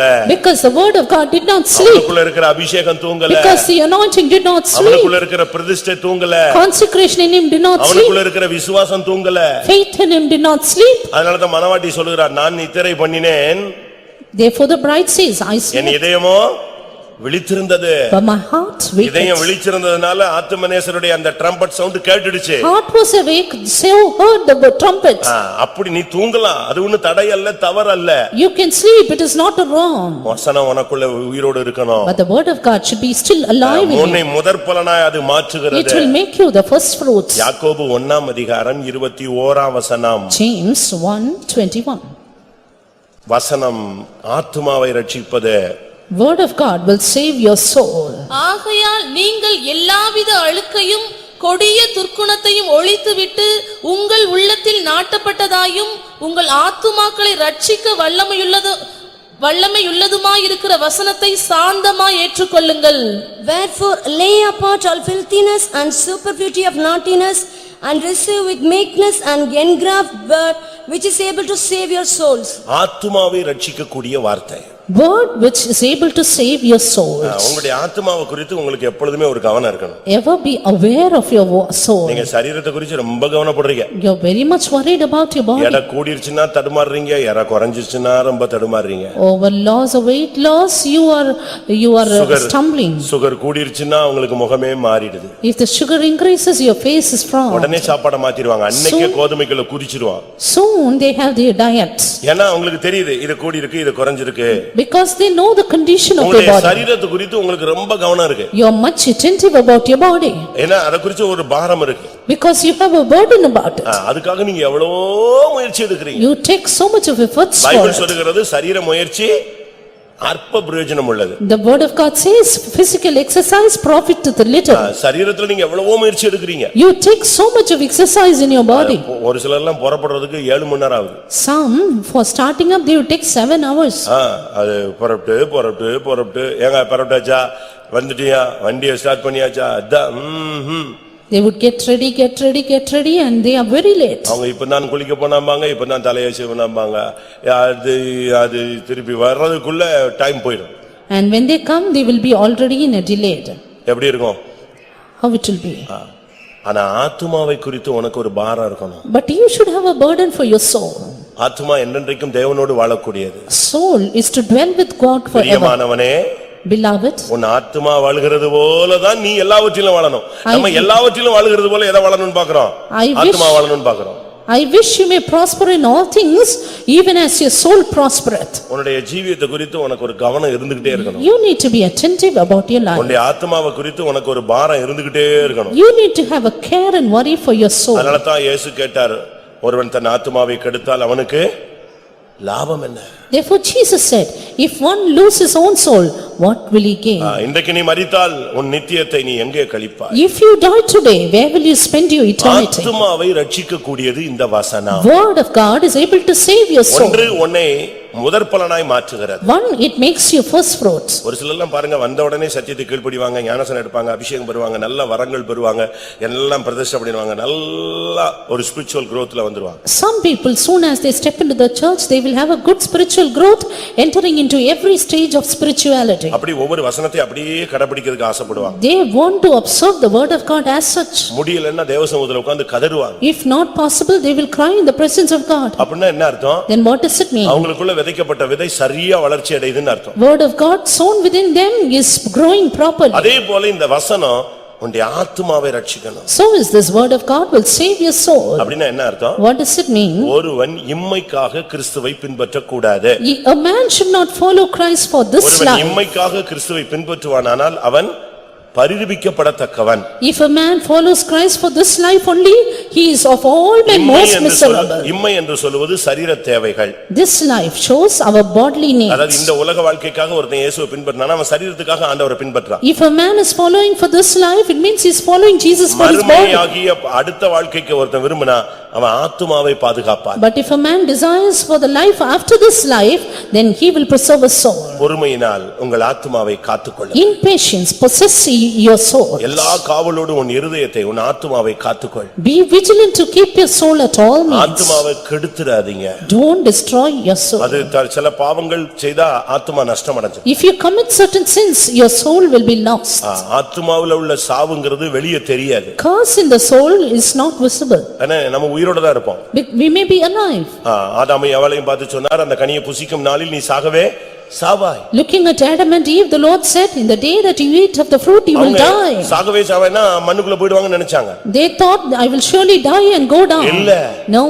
அவங்க உயிரோட தான் இருந்தாங்க. They were still alive. ஆனா ஆத்தும மரணம் என்பது தேவனுடைய சத்தத்தை கேட்டு உன்னை கலங்கடிக்கும். But they dead in the soul, they only heard the word of God and were troubled. மகிமையை இழந்து போயிருப்பாய். They lost their glory. நிர்வாணியான வாழ்க்கையை உணருவாய். They left themselves naked. நிர்கதியான வாழ்க்கையில் நீ தள்ளப்படுவாய். They were convicted and pushed இந்த into. வசனத்துக்கு அடுத்த பகுதி உன் ஆத்துமாவுக்குள்ள அது வேலை செய்யும். The next part of the word of God is, it works in your soul. அதத்தான் எபிரேயர் 4ஆம் அதிகாரத்துல படிச்சோம், ஆத்துமாவை உருவ குத்தக்கூடியது. That is why we see in Hebrews 4, it is able to pierce through your soul. அந்த வார்த்தை உன்னுடைய ஆத்துமாவை உருவ குத்தி ஊனு கணு எல்லாத்தையும் பிரிச்சு எடுத்துரும். The word of God is able to penetrate through your soul and divide asunder. உன்னை எப்படியாயினும் உன்னை பரிசுத்தவானாய் மாற்றுகிறதற்காக இந்த வார்த்தை போராடும். The word of God strives to make you a saint. இன்னைக்கு எத்தனை பேருக்குள்ள இந்த வசனத்தினுடைய தாக்கம் இருக்கிறது? How many of you have the effect of the word of God today? இப்ப நம்ம பல சபைக்காரங்க நம்மட்ட பாப்பாங்க. And many other churches will look at us. நம்முடைய விசுவாசிகளையே பல இடங்கள்ல இவங்க போகும்போது அவங்க பாக்குறாங்க. Even our believers themselves, when we go to ஒரு various 2 places, நிமிஷம் they look. பேசிட்டா நம்ம ஆளுங்களை கண்டுபிடிச்சிடறாங்க. Within 2 minutes, they find out our people.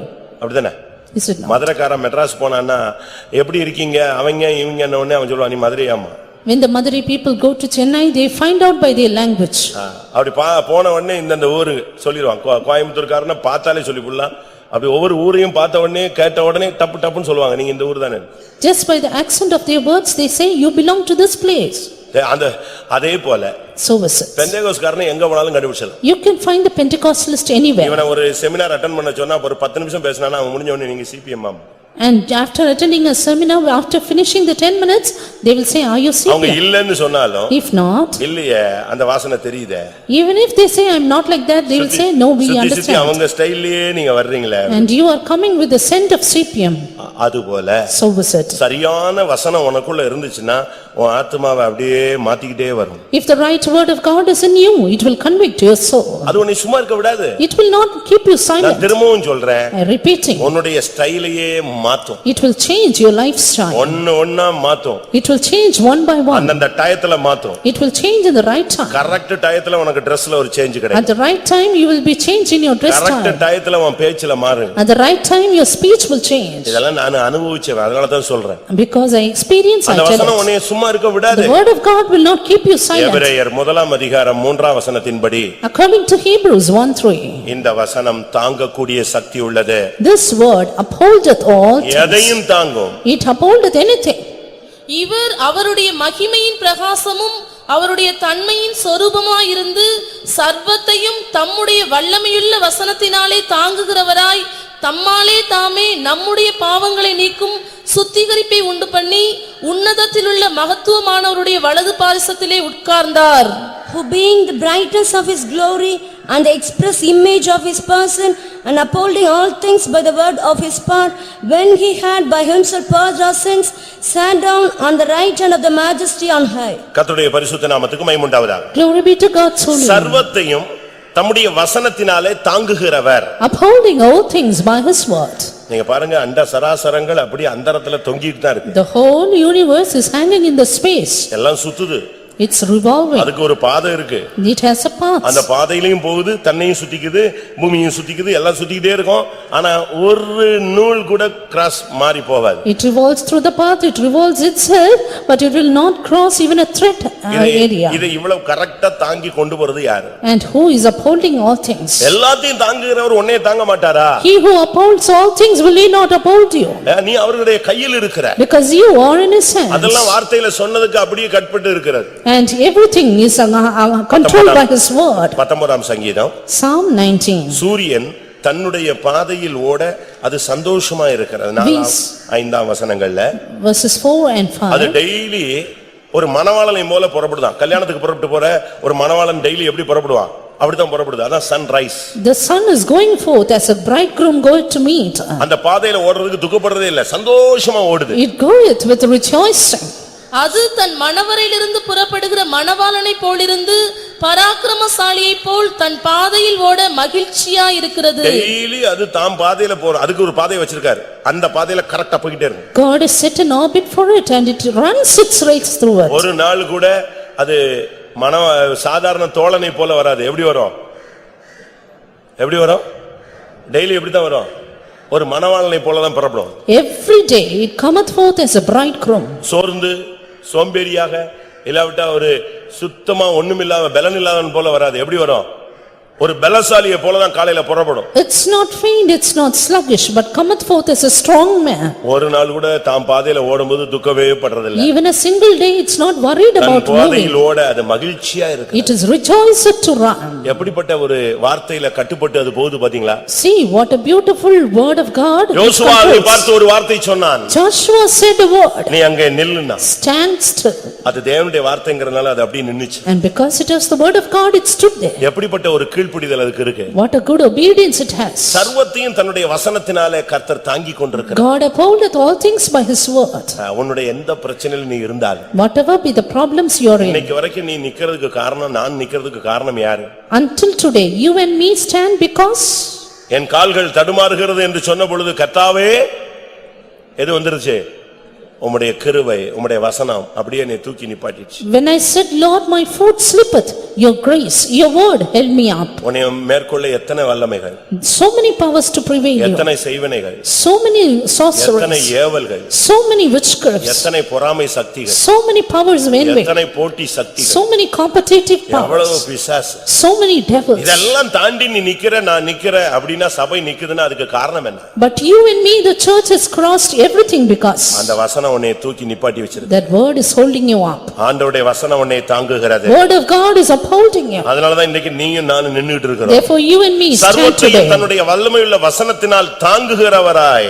he upholdeth all things by the word of his power. ஆண்டவருடைய வசனம் ஒரு மனுஷனை தாங்கலன்னா பிசாசு அப்படியே அவனை சப்ரஸ் பண்ணி அழிச்சிடுவான். the word of God, if it upholds a man, it will suppress the power of the devil. 105ஆம் சங்கீதம் Psalm 105 19ஆம் வசனம் என்ன செய்கிறது? verse 19, what does it say?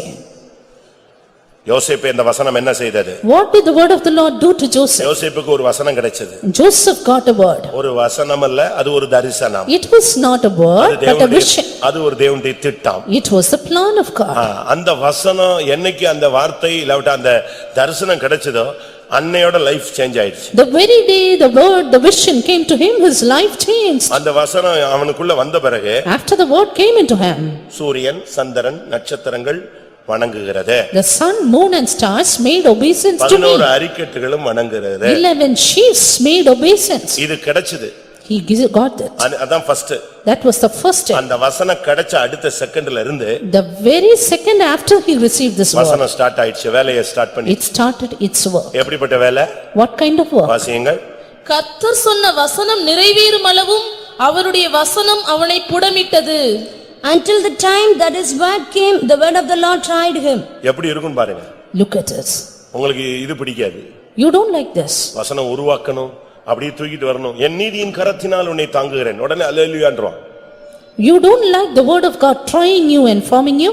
you just want to be upheld by it. நம்மளும் இப்போ private Pentecost லைன்ல வந்துட்டோம். we have come to the independent Pentecostal church. ஹalleluya, ஆமென் அப்படினா உடனே ரைட், உடனே எல்லாரும் கைகளை தட்டுவோம் அப்படி. கைகள் நீ சொல்லிதான் தட்டணுமா? நீயா ஆவியில் நிரம்பணும். you have to get filled in the spirit by your own. இப்ப நம்ம எல்லாரும் அந்த ஸ்டைல்ல வந்துட்டு இருக்கோம். But we are all coming to the APC அதனால style. நமக்கு இந்த வசனம் ஒரு அற்புதம் செய்கிறது அப்படின உடனே ஸ்தோத்திரம் ஸ்தோத்திரம் இன்னைக்கு நம்ம வந்த மாதிரி அற்புதம் நடக்க போகுதுமோ. ஆனா இந்த வசனம் இன்னொரு வேலையும் செய்யும். When we speak of the wonders, we just clap our hands and shout. கர்த்தர் சொன்ன வசனம் நிறைவேறும் அளவும் அது அவனை நடத்தினதுன்னு சொல்லல. என்ன சொல்லிருக்கு?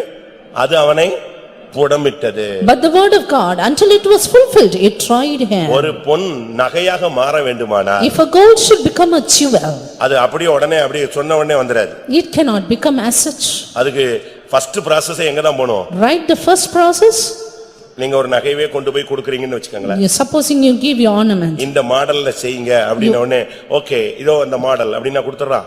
You ask them to make in a model, soon they do they give you that? அத வாங்கிட்டு எடகடெல்லாம் போட்டு கணக்கெல்லாம் சொல்லிட்டு அனுப்பிட்டு அவன் நாலு நாளா டைம் கேட்பான். அந்த டயத்துக்குள்ள அது எங்க ஃபர்ஸ்ட் process எங்க போய்டும்? ஃபர்ஸ்ட் எங்க தான் போணும்? அது உள்ள போயிர வேண்டியது, அக்கினிக்குள்ள போயிர வேண்டியது. They take it, wait, say the price of it, and within 4 days, the first process, they send it through the fire. வசனம் உனக்குள்ள வந்தா உன்னை புடமிடும். When the word of God comes into you, it will try you. மல்கியா 2 அதிகாரத்துல என்ன சொல்லி இருக்கிறது? Malachi 4:3.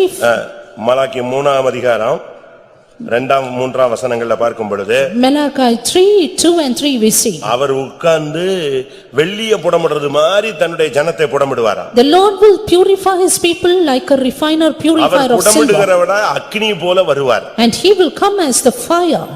யோசேப்பு ஒரு நிமிஷம், யோசேப்பு பரிசுத்தவான். Joseph was some saint.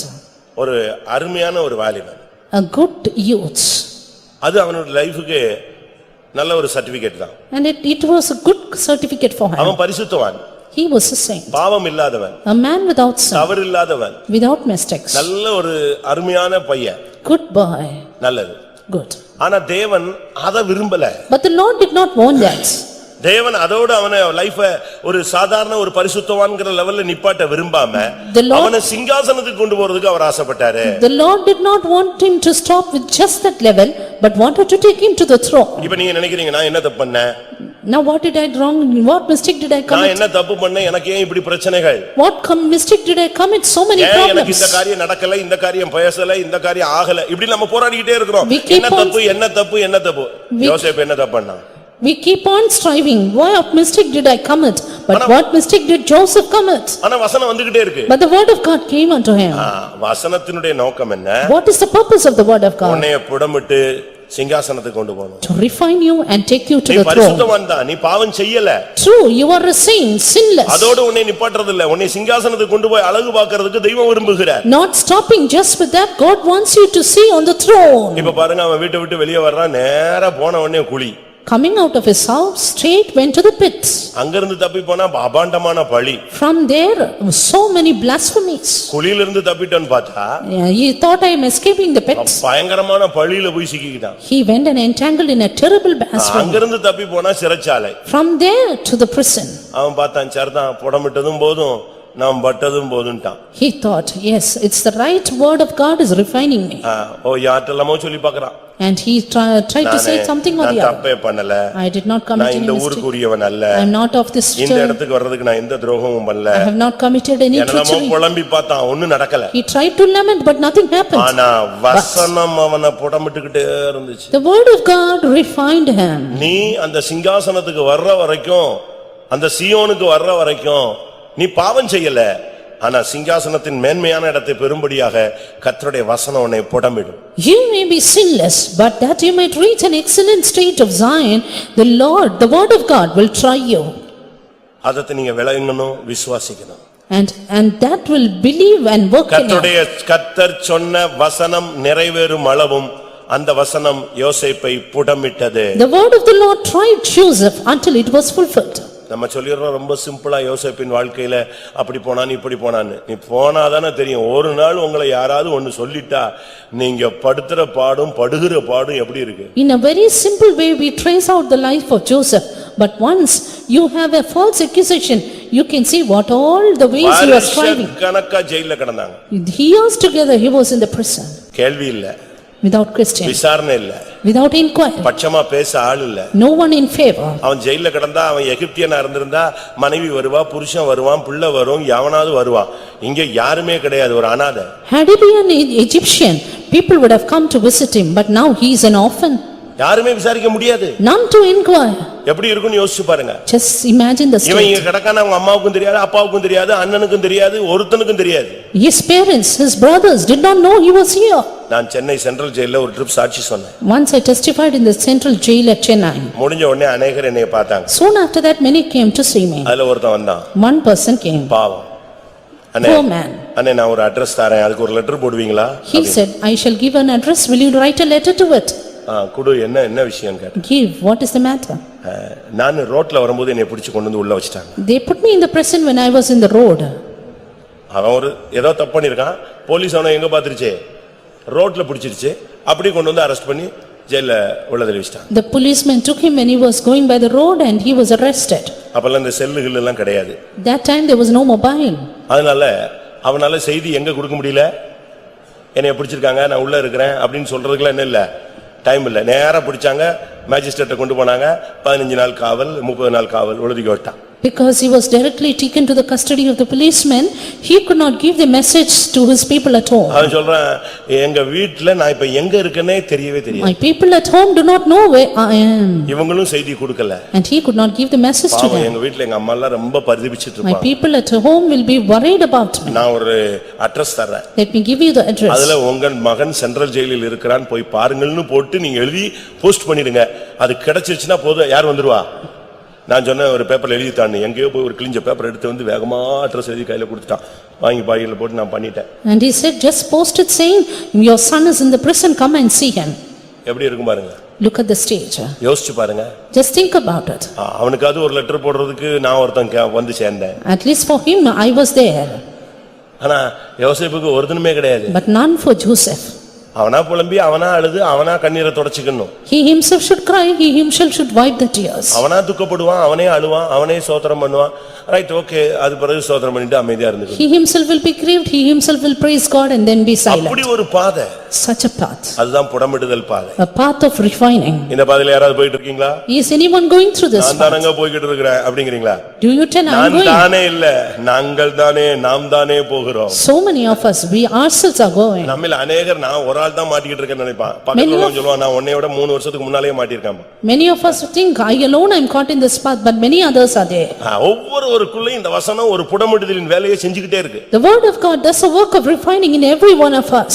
அந்த நேரத்துல தான் நம்ம பரிதவிச்சு குழியில கடந்து கத்தி கதறி அழுது உருண்டுறோம். It is then we weep and lament and cry out right in the pit. என்ன பண்ணனே தெரியாது. We don't know what to do. நம்ம நியாயத்தை பேச முடியாது. We can't justify. நியாயத்தை சொல்ல முடியாது. We cannot tell out the truth. நியாயத்தை காது கொடுக்க கேட்க ஒருத்தனுமே கிடையாது. There's none to hear the justice. நம்முடைய சத்தம் எல்லாம் அப்படி எதிரொலியா வந்துகிட்டே இருக்கும். All are low, justice just echoes. எப்படி இருக்கும் நீங்க யோசிச்சு பாருங்க. Just think. அவர் நிர்பந்தமான ஒரு சூழ்நிலை. Pitiable situation. ஆனா இந்த வசனம் But this word, அவனை உருவாக்குற வரைக்கும் போராடிட்டே இருக்கு. it tried until it formed him. அவனை அழகா ஒரு இடத்துல கொண்டு போய் குழியில போட வச்சு, அங்கிருந்து போத்திபார் வீட்டுக்கு கொண்டு போய், அங்கிருந்து சிறைச்சாலைக்கு போய், பாதைகள் வித்தியாசமாக இருந்தாலும் அற்பமான ஆரம்பமா இருந்தாலும் முடிவு எப்படி இருந்துச்சு?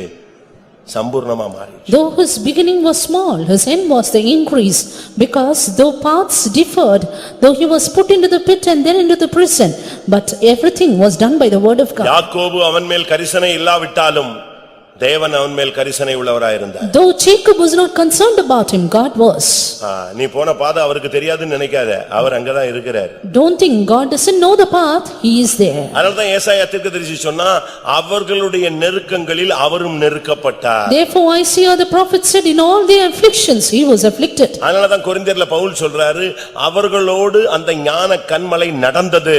Therefore in Corinthians Saint Paul says, the rock of ages, it went along with them. உனக்குள்ள ஒரு வசனம் பேசுதுன்னா உனக்குள்ள ஆண்டவர் இருந்து பேசுறாருன்னு அர்த்தம். If the word of God is speaking within you, God is speaking to you. உனக்குள்ள ஒரு வசனம் உனக்கு ஏவுதல் வருது, ஞாபகத்துல வருதுன்னா உன்னோடு தேவனுடைய டச்சிங் இருக்குன்னு அர்த்தம். If you reminded, urged by a word of God, that means God is touching you. இப்ப நான் இந்த பிரசங்கம் பண்றேன். I am preaching now. இது நான் பல இடத்துல பண்ணிருக்கலாம். I have made it in many ஆனா places. நேத்து காலையிலேயே இது வந்துருச்சு. But right yesterday morning it came to me. வசனம் என்ன செய்கிறது? What does the word of God do? என் வார்த்தை என்ன செய்யறதுன்னு சொல்லு. Tell what my word does. அதனால இவங்க படிக்கிற வசனங்கள்லாம் எதையோ சும்மா ஒரு கான்செப்ட் மாதிரி தத்துவ ரீதிகள்ல படிச்சிட்டு போயிராம. Therefore don't just read it in a philosophical way. சங்கீதம் 107 சங்கீதம் Psalm 107 20 வசனம். verse 20. 107 சங்கீதம் 20 வசனம். 107:20 of Psalm. அவர் தமது வசனத்தை அனுப்பி அவர்களை குணமாக்கி அவர்களை அழிவுக்கு தப்புவிக்கிறார். He sent his word and healed them and delivered them from their destructions. அவர் தம்முடைய வசனத்தை அனுப்பி அவர்களை குணமாக்குகிறார், He- அழிவுக்கு தப்புவிக்கிறார். He sent his word and healed them and delivered them from the destructions. வியாதிப்பட்டவனுக்கு ஒரு மருந்து கொடுக்கிறது மாதிரி, As to a sick man, medicine is treated. இல்லாவிட்டா ஒரு இன்ஜெக்ட் பண்ற மாதிரி, As he's been injected, இல்லாவிட்டா ஏதோ ஒரு ட்ரீட்மெண்ட் கொடுக்கிற மாதிரி, as some treatment done upon him. அப்படிப்பட்ட மனிதனுக்கு தேவனுடைய வார்த்தை வருமானால் When the word of God meets that person, அவனுக்கு உலக பிரகாரமான மருத்துவம் தேவையில்லை. worldly medication is not necessary. வசனத்தின்படி வாழ்கிறவனுக்கு வசனமே அவனை குணமாக்கும். To him that liveth by the word of God itself will heal him. வசனத்துக்கு கீழ்ப்படிகிறவனுக்கு வசனமே ஔஷதம். To him that obeyeth the word of God is the medicine. வசனத்தின்படி வாழ்க்கையை அமைத்துக் கொண்டவனுக்கு வசனமே அவனுக்கு ஜீவன். To him that sent his life by the word of God is his life. எந்த வியாதியஸ்தனுக்கும் ஒரு வார்த்தை கிடைச்சா போதும். Any sick man, if he receives the word, உனக்கு நான் என்ன செய்ய வேண்டும்? what should I do to you? உடனே அவன் சொன்னான், ஆண்டவரே நான் பார்வை அடைய வேண்டும். He said, Lord, I should receive உடனே sight. இயேசு என்ன சொன்னாரு? Soon what did Jesus say? நீ வாசனுக்கு போ, கண்ணில் உனக்கு லென்ஸ் மாட்டி விடுவார்கள், அப்படியா சொன்னாரு? Go to the gate and they'll put lens in your eyes. Did they என்ன say சொன்னாரு? that? What did he say? பார்வை அடைவாயாக. Receive sight. அந்த வார்த்தை வந்து அவனுக்குள்ள டச் ஆகும்போது பட்டுன்னு கண்ணு தெரிஞ்சிருச்சு. The word of God touched him and he received it. எப்படி இருக்கும் நீங்க யோசிச்சு பாருங்க. Just imagine. அந்த கண்ணுடைய அந்த கருவிழி பட்டால்னு அப்படி திறந்து பார்வை உண்டாயிடுச்சு. Suddenly the apple of the eye opened and he saw. ஒரு பிள்ளைக்கு கண்ணு இல்லாம பிறந்துச்சா, A child born without eyes. அவங்க பேரண்ட்ஸ் அழுதாங்க. Their parents cried. புருஷன் விசுவாசித்தான். Husband believed. அதை சாட்சி சொல்லும்போது சொல்றாங்க, கண்ணு முளைச்சிருச்சு. And the eye came off. ஏன் முளைக்காது? How will it not? ஆண்டவர் ஒரு மனுஷனுடைய கண்ணுல சேர பூச்சி தேர குலைச்சு பூசினார். The Lord, he applied the mud upon the eyes of a man. உடனே அவனுக்கு பார்வை கிடைச்சு. And soon he received the sight. ஆண்டவருடைய வார்த்தை The word of God. உன்னை குணமாக்கும். It will heal you. இன்னைக்கு நீங்க வியாதியில வந்திருக்கலாம். Today you may be coming with sickness. உன் வேதனை நீங்கி சுகமாயிரு. உடனே அந்த வேதனை போயிடுச்சே. And Jesus said, "Be whole of thy plague," and it left. அந்த வார்த்தை தான் இன்னைக்கு உனக்கு தேவை. That's word you need it today.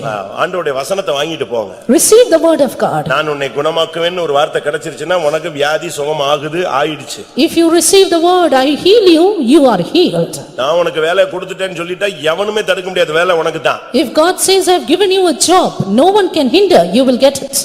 ஒரு சகோதரன் வந்து நம்முடைய ஒரு விசுவாசி இன்னொருத்தரோட பார்ட்னர் சேர்ந்தார். One of a believer joined a partner with another person in his business. கொஞ்சம் சின்ன ஒரு fabrication company. It was a little fabrication company. அது கூட சேர்ந்தது ஒரு Hindu. And the man who joined with him was a Hindu ஆனா இவர் man. என்ன சொல்லிட்டாரு? But what did he say? பூஜை போடக்கூடாது, You should not make the சாமி pujas. கும்பிடக்கூடாது. You should not worship the idol. அப்படின்னா தான் நான் உங்க கூட partner. Then I will be the partner. அவன் சொன்னா எனக்கு பூஜையும் வேண்டாம் ஒண்ணும் வேண்டாம், கம்பெனி நல்லா இருந்தா போதுங்க. He said, "I don't want anything, let the company be good and okay." First contract okay. And first time it was okay. இப்படி ஒவ்வொரு கான்ட்ராக்ட்டுக்கு எடுக்கும்போது கொஞ்சம் கொஞ்சமா எடுக்கும்போது ஜெபிப்பாங்க. And one by one for every order and contract he used to pray for it. திருப்பி ஒரு பெரிய quotation கொடுத்து ஒரு கான்ட்ராக்ட்ல எடுத்தாங்க. And then another big quotation and a contract. அப்ப இவர் என்ன சொல்லிருக்காரு? Then what did he say? எங்க பிரதர் ஜெபிச்சா அப்படியே ஆகும். My brother, if he prays, it will happen எங்க so. சர்ச்சில ஜெபிச்சிட்டா அப்படியே நடக்கும். If they pray in our church, it will happen. இவர் போய் அங்க கொடுத்தாங்க. He went and prayed. ஆனா அங்க இவர் கொடுத்ததை விட ஒருத்தன் குறைஞ்ச கொட்டேஷன் கொடுத்து ஒரு மாறுவாடி எடுத்துட்டான். And there was another person who gave a lesser quotation and took the step. உடனே இந்த இந்து சகோதரன் கேட்டாரு, And so the Hindu உங்க brother சர்ச்சில said, ஜெபிச்சா கிடைக்கும்னு சொன்னீல்ல, "You told you will get in the church. 2-3 கிடைச்சது, You got 2 and 3. இப்ப இது failure ஆயிடுச்சு." Now this is a failure. உடனே அவர் என்கிட்ட வந்தாரு. Then he came to me. என் கூட இருக்கிற இந்து பார்ட்னர் இப்படி கேக்குறான். My Hindu partner is asking me this.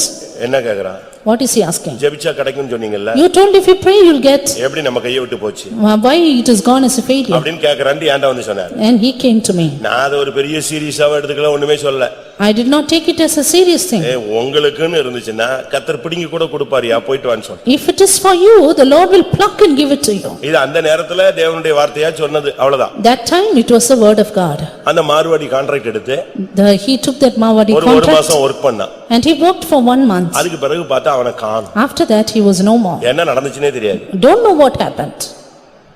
திடீர்னு ஒரு நாள் கால் வருது, இவங்களை கூப்பிடுறாங்க, நீங்க தானே செகண்ட் கொட்டேஷன், வாங்க ஜாப் ஸ்டார்ட் பண்ணுங்க. Suddenly the call came and they said, you are the second quotation, come and start your job. இது நடந்து ஒரு 20 வருஷம் இருக்குன்னு வெச்சுக்கோங்க. I think it is 20 years since it happened. இன்னைக்கு வரைக்கும் அந்த கான்ட்ராக்ட் இருக்கு. Until today that contract has been done. இன்னைக்கு கான்ட்ராக்ட் ஓடிட்டு இருக்கு. Until today it is running. அன்னைக்கு பிடிங்கி கொடுத்த தெய்வம் இன்னைக்கு எப்படி இருக்காரு? அதுல உண்மையா தான் இருக்காரு. That God who gave it to them is faithful even today. இன்னைக்கு அந்த இந்து சகோதரன் ஒரு சபையினுடைய மெயின் விசுவாசி. And that Hindu brother is one of our main believer. பக்கா பிலீவரா மாறிட்டாங்க. And he has become a believer. ரொம்ப முக்கியமான விசுவாசியா ஒரு சபையில ஒரு சென்டர்ல ரொம்ப டாப்ல இருக்காரு. Become a very important believer in a ஏன் center. இத சொல்றேன்? Why I tell you this is, வசனம் பொய் சொல்லாது. the word of God will not lie. அது உன்னை சிங்காசனத்துக்கு கொண்டு போற வரைக்கும் வந்துகிட்டே இருக்கும். It will keep on pursuing you until you reach the வியாதி throne. படுக்கையை மாற்றுகிற வரைக்கும் உனக்கு சரீரத்துக்கு ஆரோக்கியமாய் மாற்றும். It will come behind you until you bring it health for your body. அது ஒரு ஜீவன். It is life. அது உனக்குள்ள வரும். It will come into அது you. உன்னை குணமாக்கும். It will heal you. உன் பிராணனை அழிவிலிருந்து தப்புவிக்கும். It will save your soul from destruction. எப்பமோ எத்தனை மணி நேரமோ கொடுத்து 24 மணி நேரத்துல செத்து போயிடுறேன்னு சொன்ன விசுவாசிகள் இன்னைக்கு உயிரோட இருக்காங்க. And there are so many people who were nigh unto sick bed, death bed, and now they are still alive. 10 மணி நேரத்துல செத்துருவான், 24 hours, 48 hours அப்படிலாம் சொன்னவங்க எல்லாம் இன்னைக்கு எங்க இருக்காங்க? உயிரோட இருக்காங்க. They were given a limit of 24 hours, 48 hours restriction, but they are still alive today. Pastor யானஸ்ட் அவர்கள் சிங்கப்பூர்ல பிரசங்கம் பண்ணிட்டு இருக்கும்போதே ஹார்ட் அட்டாக்ல அப்படியே சாஞ்சிட்டாரு, பிடிச்சு தூக்கி கொண்டு வந்து இறக்கி கொண்டு போயிட்டாங்க. Even as Pastor Ernest was giving the message in Singapore, he felt in a heart attack and he was taken away. டாக்டர்ஸ்லாம் வந்து செக் பண்ணாங்க. Doctors came and checked him. Famous டாக்டர்ஸ்லாம். Famous doctors. எல்லாம் பார்த்துட்டு சொன்னாங்க, இல்ல இவர் வந்து டைம் முடிஞ்சிருச்சு. They said his time is bad. அவ்வளவுதான், இவர் இனிமே எழும்ப மாட்டாரு. He will never more rise up. எல்லாம் சொல்லிட்டு போயிட்டாங்க. They went off. அடுத்த நாள் சாயங்காலம் இவர்தான் அங்க பிரசங்கம் ஸ்டார்ட் ஆகுது. Next evening he was to give the message there. இவர் செத்து போயிடுவாருன்னு சொல்லிட்டு போயிட்டு எல்லாம் டைம் முடிச்சுட்டு போயிட்டாங்க, இவர் எழும்ப மாட்டாருங்க, அவ்வளவுதாங்க, அப்படியே மைல்டா போயிடுவாருன்னு. ஆனா எங்க இருந்தாரு அடுத்த நாள் சாயங்காலம்? அதே ஸ்டேஜ்ல பிரசங்கத்துக்கு எழுப்பி நிக்கிறார். அவங்க டாக்டர்ஸ் சொன்னாங்க, இந்த பெந்தேகோஸ்காரங்களே இப்படிதான் சொன்னாங்க. The doctor said the Pentecostal people are like this. ஏன்னா வசனம் அவர்களை என்ன செய்கிறது? குணமாக்குகிறது. Because the word of God heals them. அந்த வசனம் உனக்குள்ள இருக்கா? Is that word within you? ஒரு சின்ன டேப்லெட்டுக்கு உன் மேல அது மேல உனக்கு பயங்கரமான நம்பிக்கை. You have so much of hope in a little pill. இத போட்டுட்டா அப்படியே கொஞ்சம் தூங்கிடுவேன். And if I put it, then I will sleep. அத போட்டுட்டா கொஞ்ச நேரம் அந்த வலியாவது மறக்கும். If I intake it, then I can forget my pain. அதை விட சூப்பரான ஒரு மருந்து உள்ள வசனம் உனக்குள்ள இருந்துச்சுன்னா உடனே குணமாக்கிடும், திருப்பி போட வேண்டிய அவசியம் இல்ல. And if that superb word of God is within you, then you need not take the pill. It will do a definite தேவனுடைய work. வார்த்தை உன்னை குணமாக்கும். The word of God can heal you. அப்படி என்னை குணமாக்கி இருக்கு, வசனத்துல நின்ன வசனம் என்னை குணமாக்கி இருக்கு, அந்த எக்ஸ்பீரியன்ஸ் எனக்கு கடந்த காலங்களில் இருக்குன்னு சொல்றவங்க தயவு செய்து கை வைத்துங்க. நான் கேட்கிறது வசனத்தினால் குணமாக்கப்பட்டவர்கள், மற்ற எதின் மூலமாய் குணமாக்கப்பட்டவர்கள் அல்ல. Only those who are healed by the word of God, lift up your hands. வசனத்தினால் குணமாக்கும் சக்தி இருக்குங்கிறதை அனுபவிச்சவங்க கைகளை வைத்துங்க. Those who experience the healing power, lift up your hands. அல்லேலூயா. நான் ரோட்ல விழுந்து எழுந்திச்சு தாட கிடலாம் கிழிஞ்சு போயிடுச்சு. I had fell in the road, injured utterly, and even my bird was just torn apart. இத ரெண்டா கிழிஞ்சு போனதை ஒட்டுறதுக்கு வழி இல்லை, ஏன்னா ஒட்டினா கிழிஞ்சிருது, மறுபடியும் பிச்சிருது. And there was no other way to join it back because it was again and again broken. அதனால எனக்கு என்ன பண்ணிட்டாங்க? Therefore, இத ரெண்டையும் நிப்பாட்டணும்னா எப்படி தான் கட்டணும்? நாடி கட்டு தான் போடணும். If both of them has to join, then I had to be bound on my skull. செத்தவங்களுக்கு போடுவாங்க இல்லையா? As they do it for the dead people. ஏன்னா இது நிக்கவே மாட்டேங்குது. Because it is not standing. இங்க கிழிஞ்சு தொங்கிடுச்சு. It was just torn apart. பெரிய pastor வந்து சென்டர் பாஸ்டர் சொன்னாரு, எப்படியாவது அவனுக்கு தையல் போட்டுருங்க. Center pastor said, somehow we'll put stitches. ஏன்னா அவன் தொழிலே பிரசங்கம் தான். Because his occupation itself is message. இந்த வார்த்தையை சொல்லித்தான் என்ன செய்யணும்? சாவணும். And until his end he has to say the word அந்த of God and வார்த்தையை die. சொல்ல முடியாம தாட கிழிஞ்சிருச்சு. அதனால எப்படியாவது தையல கண்ணை மூடி போட்டுருங்கங்கறாங்க. Because the jaw is broken, somehow stitch it up. எனக்கு பேச முடியாது. I could not speak. குடிக்க முடியாது. I could not drink. சாப்பிட முடியாது. I could not eat. பல் விளக்க முடியாது. I could not brush. ஒண்ணுமே பண்ண முடியாது. I could not do anything. முகமெல்லாம் வீங்கி போச்சு. Face is swollen up. கூட்டத்துக்கு போக முடியாது. And could not go to the ஒரு meeting. 3 வாரமோ 4 வாரமோ நான் கூட்டத்துக்கு போகல. 3 or 4 weeks I did not attend the meeting. அதுக்கு பதிலா பாஸ்டர் ஜான் பால் அப்போ சென்ட்ரல்ல ஹெட் குவார்ட்டர்ல இருந்ததனால அவர் வந்து 2 கூட்டம் எடுத்தார். Instead of me, Pastor John Paul came and took the meetings. நானு என்னைய பார்க்கிறதுக்கு பேசுறதுக்கு அனுமதி இல்ல, பேசுறதுக்கு சக்தியும் இல்ல. And there were no one permitted to meet me and I had no power to speak. போட்டு நாடி கட்டு போடுவாங்க. ஜன்னல்ல எல்லாரும் பார்த்துட்டு ஓன்னு அழுதுட்டே போவாங்க. என்ன செத்து விட்டாரா இப்படி கட்டி வச்சிட்டாங்க. People seeing me through the window, they see me and cry and go away. பேச முடியாது. I could not speak. ஒரு பெரிய சிஸ்டர் பார்க்க வந்தாங்க. One elder sister came to see me. அவங்க டபால்னு ஒரு கோரஸ் ஸ்டார்ட் பண்ணிட்டாங்க. Suddenly she started a chorus. தோஷமாயிட்டு என்னோடென்றும் என்றே தாதன் செய்கை இல்ல, என்னை அவன் அடிச்சாலும் அவன் என்னை ஸ்நேகிக்குன்னு. ஆஹா, அப்ப ரோட்ல அடிச்சிட்டாரு போல் இருக்குன்னு நான் உட்கார்ந்து ஓன்னு அழுதுகிட்டே இருந்தேன். Even if my Lord will beat me, he does it for me with love. ஒரு டாக்டர் வருவார், நம்ம விசுவாசி. One doctor, a believer came. என்ன பண்ணலாம்னு அவருக்கு ஒண்ணுமே ஓடல. What he did not understand what to do. தையல் எப்படி போடுறது, How to stitch. ஏதாவது பெயின் கில்லர் கொடுக்கணும், இல்லன்னா மாட்டுக்கு தைச்ச மாதிரி தைச்சிட முடியுமா படபடன்னு? And how can we do that without giving the painkiller? என்ன பண்றது? Somehow what to do. பார்க்கலாம் பாஸ்டர் அப்படினு போயிட்டாரு அவர். And he said, let me see, and went away. நான் ஏற்கனவே உங்களுக்கு சொல்லியிருக்கேன். I had already told எனக்கு என்ன பண்ணனே தெரியல. I did not know what to do. ஊழியத்துக்கு வந்து 10 வருஷம். 10 years after. 12வது வருஷம். 12th year after coming to the என்ன ministry. பண்ண? What to do? இப்படி ஆயிப்போச்சே நம்ம நிலவரம். It's like this, my state. ஆனா எல்லாரும் வெளிய போன பிறகு After everyone went out, bedsheet இழுத்து மூடிட்டு I took off my bed sheet fully. உண்மையாய் ஆண்டவர்ட்ட அழுதேன். And then I started to cry. எதுக்கு அழுதேன் தெரியுமா? You know why I cried? பேதுரு ஒருத்தன் காதை வெட்டினான். Peter cut one person's ear. ஒட்டுனீங்களா? Did you stick it back? ஒட்டுனது உண்மையா? If it is true. அது உண்மைன்னா If it is true, then today paste it back. என்ன பண்ணுவீங்கன்னு எனக்கு தெரியாது. Don't know Lord what we will do. அது நடந்தது உண்மைன்னு நான் விசுவாசிக்கிறேன். அது உண்மைன்னா அவன் காதை ஒட்டுனது துண்டா கீழே விழுந்த காதை ஒட்டுனீங்கன்னா இந்த கிழிஞ்சு போன தாடையை ஏன் ஒட்டக்கூடாது? If that ear that is cut off, it was pasted again. Why not my jaw? அவ்வளவுதான். ஒரு 10 நிமிஷம் அழுதுட்டு ஆண்டவர்ட்ட ஒப்பு கொடுத்துட்டேன். 10 minutes I cried and surrendered. காலையில திருப்பி டாக்டர் பாஸ்டர்ஸ் எல்லாரும் வராங்க திருப்பி. Again in the morning, doctor and pastors அப்ப came. திரும்பியும் சொல்றாரு என்னப்பா பண்ணலாம்னு டாக்டர்ட்ட விசுவாசிக்க பாஸ்டர் கேக்குறாரு. Pastors asking, what shall we do? Pastor கொஞ்சம் வெயிட் பண்ணலாம் பார்க்கலாம் pastor. Doctor said, let us wait and see. இப்படியே ஒரு 2-3 நாள் போயிடுச்சு. 2-3 days dragged off. அதுக்கு பிறகு பாஸ்டர் என்ன எப்படி இருக்குன்னு கேட்டாரு. Then pastor asked, how are you? அதுதான் நான் அழுத உடனே ஒட்டிருச்சே. Yes, it stuck again. நான் எப்ப அழுதனோ அப்ப எது என்ன ஆயிடுச்சு? ஒட்டிருக்கா இல்லையா?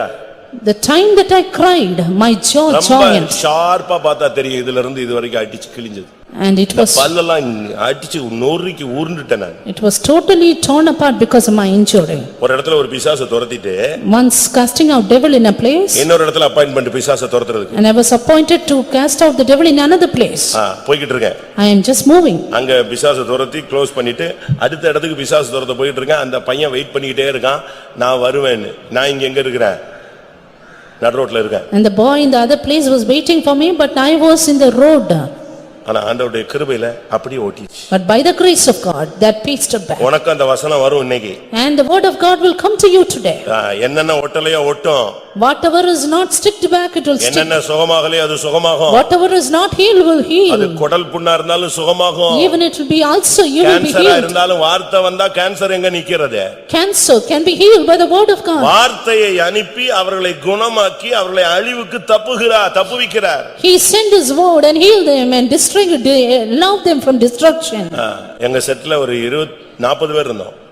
We were 40 in our batch. நாங்க எங்க ஊழியத்துல 84 பேட்ச்ல 40 பேர். 40 in our 84 batch in the ministry. 26 பேர் மலேரியால படுத்துட்டாங்க. 26 were sent to the ministry. எல்லாம் ஹாஸ்பிடல் மாதிரி படுத்து கிடப்பாங்க. And they were all in the sick bed. எல்லாம் சிரிச்சு பேசிட்டு இருப்பான், நல்லா இருப்பான். They were all happy enough. 2 மணினா கரெக்ட்டா 2 மணிக்கு அவனுக்கு 1 மணி அந்த டைமுக்கு அது வந்துரும். Everyone will get a malarial fever exactly at that time. கடைசில எனக்கும் வந்துருச்சு. I also got it. ஜுரம் வந்துருச்சு. The fever came. ஆனா மலேரியா கிடையாது. It was not malaria. என்னையும் கொண்டு போய் அங்க போட்டாங்க. And they put me in the bed.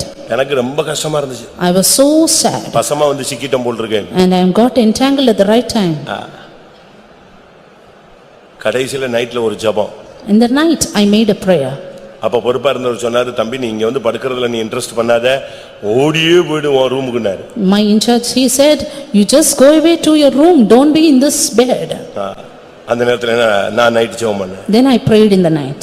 அன்னைக்கு நான் ஒரு தப்பண்ணேன்னு இல்ல, ஒரு பிரெட் எடுத்து சாப்பிட்டேன். I went and ate a bread. That was the mistake I committed. உடனே அந்த இன்சார்ஜ் வந்து என்னைய பிடிச்சிட்டாரு. Soon the in charge came and took me. இது மலேரியாக்கு வந்த சாதாரண ஜுரம் வந்தவங்க சாப்பிடக்கூடாது, பிரெட்டை கொடுத்து. This is only for the malarial fever, not for ordinary fever. ஒரு பிரெட்டை கூட கொடுத்து எடுத்த ஸ்லைஸை பிடிக்கிட்டு போயிட்டானேன்னு பயங்கர வருத்தம் எனக்கு. I was so worried. They took away that bread from me.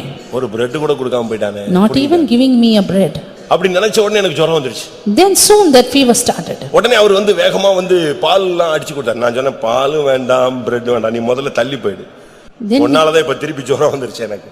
Then they brought back the bread to me. I said, you just go away, because of you I am now in ஒரே fever. ஜெபம் தான் இயேசுவின் நாமத்துல. Then I prayed in Jesus' name. அதோட அந்த மலேரியாவாத ஜுரம் எல்லாம் ஓடி போயிடுச்சு. நான் என் ரூமுக்கு போயிட்டேன்.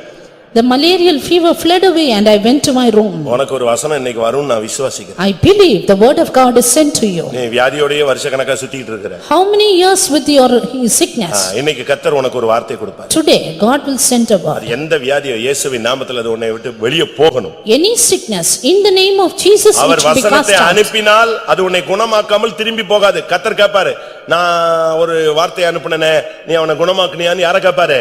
வசனத்தை கேட்பாரு. If he sends a word, it will not return without healing you, because the Lord will ask it. அவர் தேவாலயத்துக்கு ஜெபாலயத்துக்கு வந்தால் கூனியை நிமிர வைக்காமல் போக முடியாது. If he comes to the temple, then he cannot but raise up the our bow down. தேவாலயத்துக்கு வந்தால் குஷ்டரோகியை சுகமாக்காமல் திரும்பி போக மாட்டார். If he comes to the temple, he cannot but heal the leper. தன்னுடைய வேலையை முடிக்காம அவர் திரும்பி போக முடியாது. It cannot return without doing its work. 119 சங்கீதம் Psalm 190 130 வசனம் verse 130. உம்முடைய வசனத்தின் பிரசித்தம் வெளிச்சம் தந்து பேதைகளை உணர்வுள்ளவர்களாக்கும்.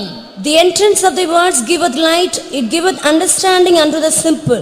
பேதைகளை உணர்வுள்ளவனாக்கும். Giveth understanding to the simple. படிப்பறிவு இல்லாம இருக்கலாம். We may be illiterate. புரிந்து கொள்ளக்கூடிய சக்தி இல்லாம Have இருக்கலாம். no power of understanding. ரொம்ப ஆழமான உபதேசங்கள் நமக்கு தெரியாம இருக்கலாம். Do not know deep doctrines. இன்னும் உலக பிரகாரமா நமக்கு தெளிவான ஒரு அறிவு இல்லாம இருக்கலாம். We may have no worldly wisdom. ஆனா இந்த வசனம் ஒரு மனுஷனுக்குள்ள வந்துச்சுன்னா இந்த பேதையரா இருந்தாலும் அவர்கள் என்ன செய்யறது இல்ல, திசைகெட்டு போகிறது. But if the word of God comes into a man, even though they are full, they cannot err. படிப்பறிவே இல்லாதவங்க என்ன அருமையா பிரசங்கம் பண்றாங்க தெரியுமா? Illiterate people, they give beautiful message. பாஷை தெரியாதவங்க என்ன அருமையா பாஷை பேசுறாங்க தெரியுமா? People who know no language, they preach in very different languages. இது உண்மையா நடக்குது. That happens for true. பேதைகளை உணர்வுள்ளவர்களாக மாற்றுகிறது. பேதைகளை திசைகெட்டு போக விடாமல் மாற்றுகிறது இந்த வசனம். The word of God giveth understanding to the simple and make the fools not to err. ஒண்ணுமே தெரியாதவன் இன்னைக்கு எவ்வளவோ அருமையான வார்த்தைகளை பேசுறாங்க. People who do not know anything give beautiful word of God. நீங்க உலகத்துல அறிவாளிகளை படிச்சு பாருங்க. Look at the wise people of the world. அவங்க எல்லாம் ஒரு காலத்துல படிப்புல பேதமையாக இருந்தவங்க தான். They once were simple in their studies. அறிவில குறைவானவர்களாக தான் இருந்தாங்க. They lacked in the understanding. ஒண்ணுமே இல்லாதவங்க தான். They were out of nothing. பேதுரு பிரசங்கம் பண்ணாரு. Even Peter preached. எல்லாருக்கும் ஆச்சரியமா இருந்துச்சு. Everyone marveled. எப்படிப்பா இப்படி பிரசங்கம் பண்றாரு? How could he speak so much? அந்த வசனத்தோட இந்த வசனத்தை கோட் பண்றாரு. And he quotes that verse. எப்படி முடிஞ்சது? How is it possible? அதுக்கு காரணம் என்ன?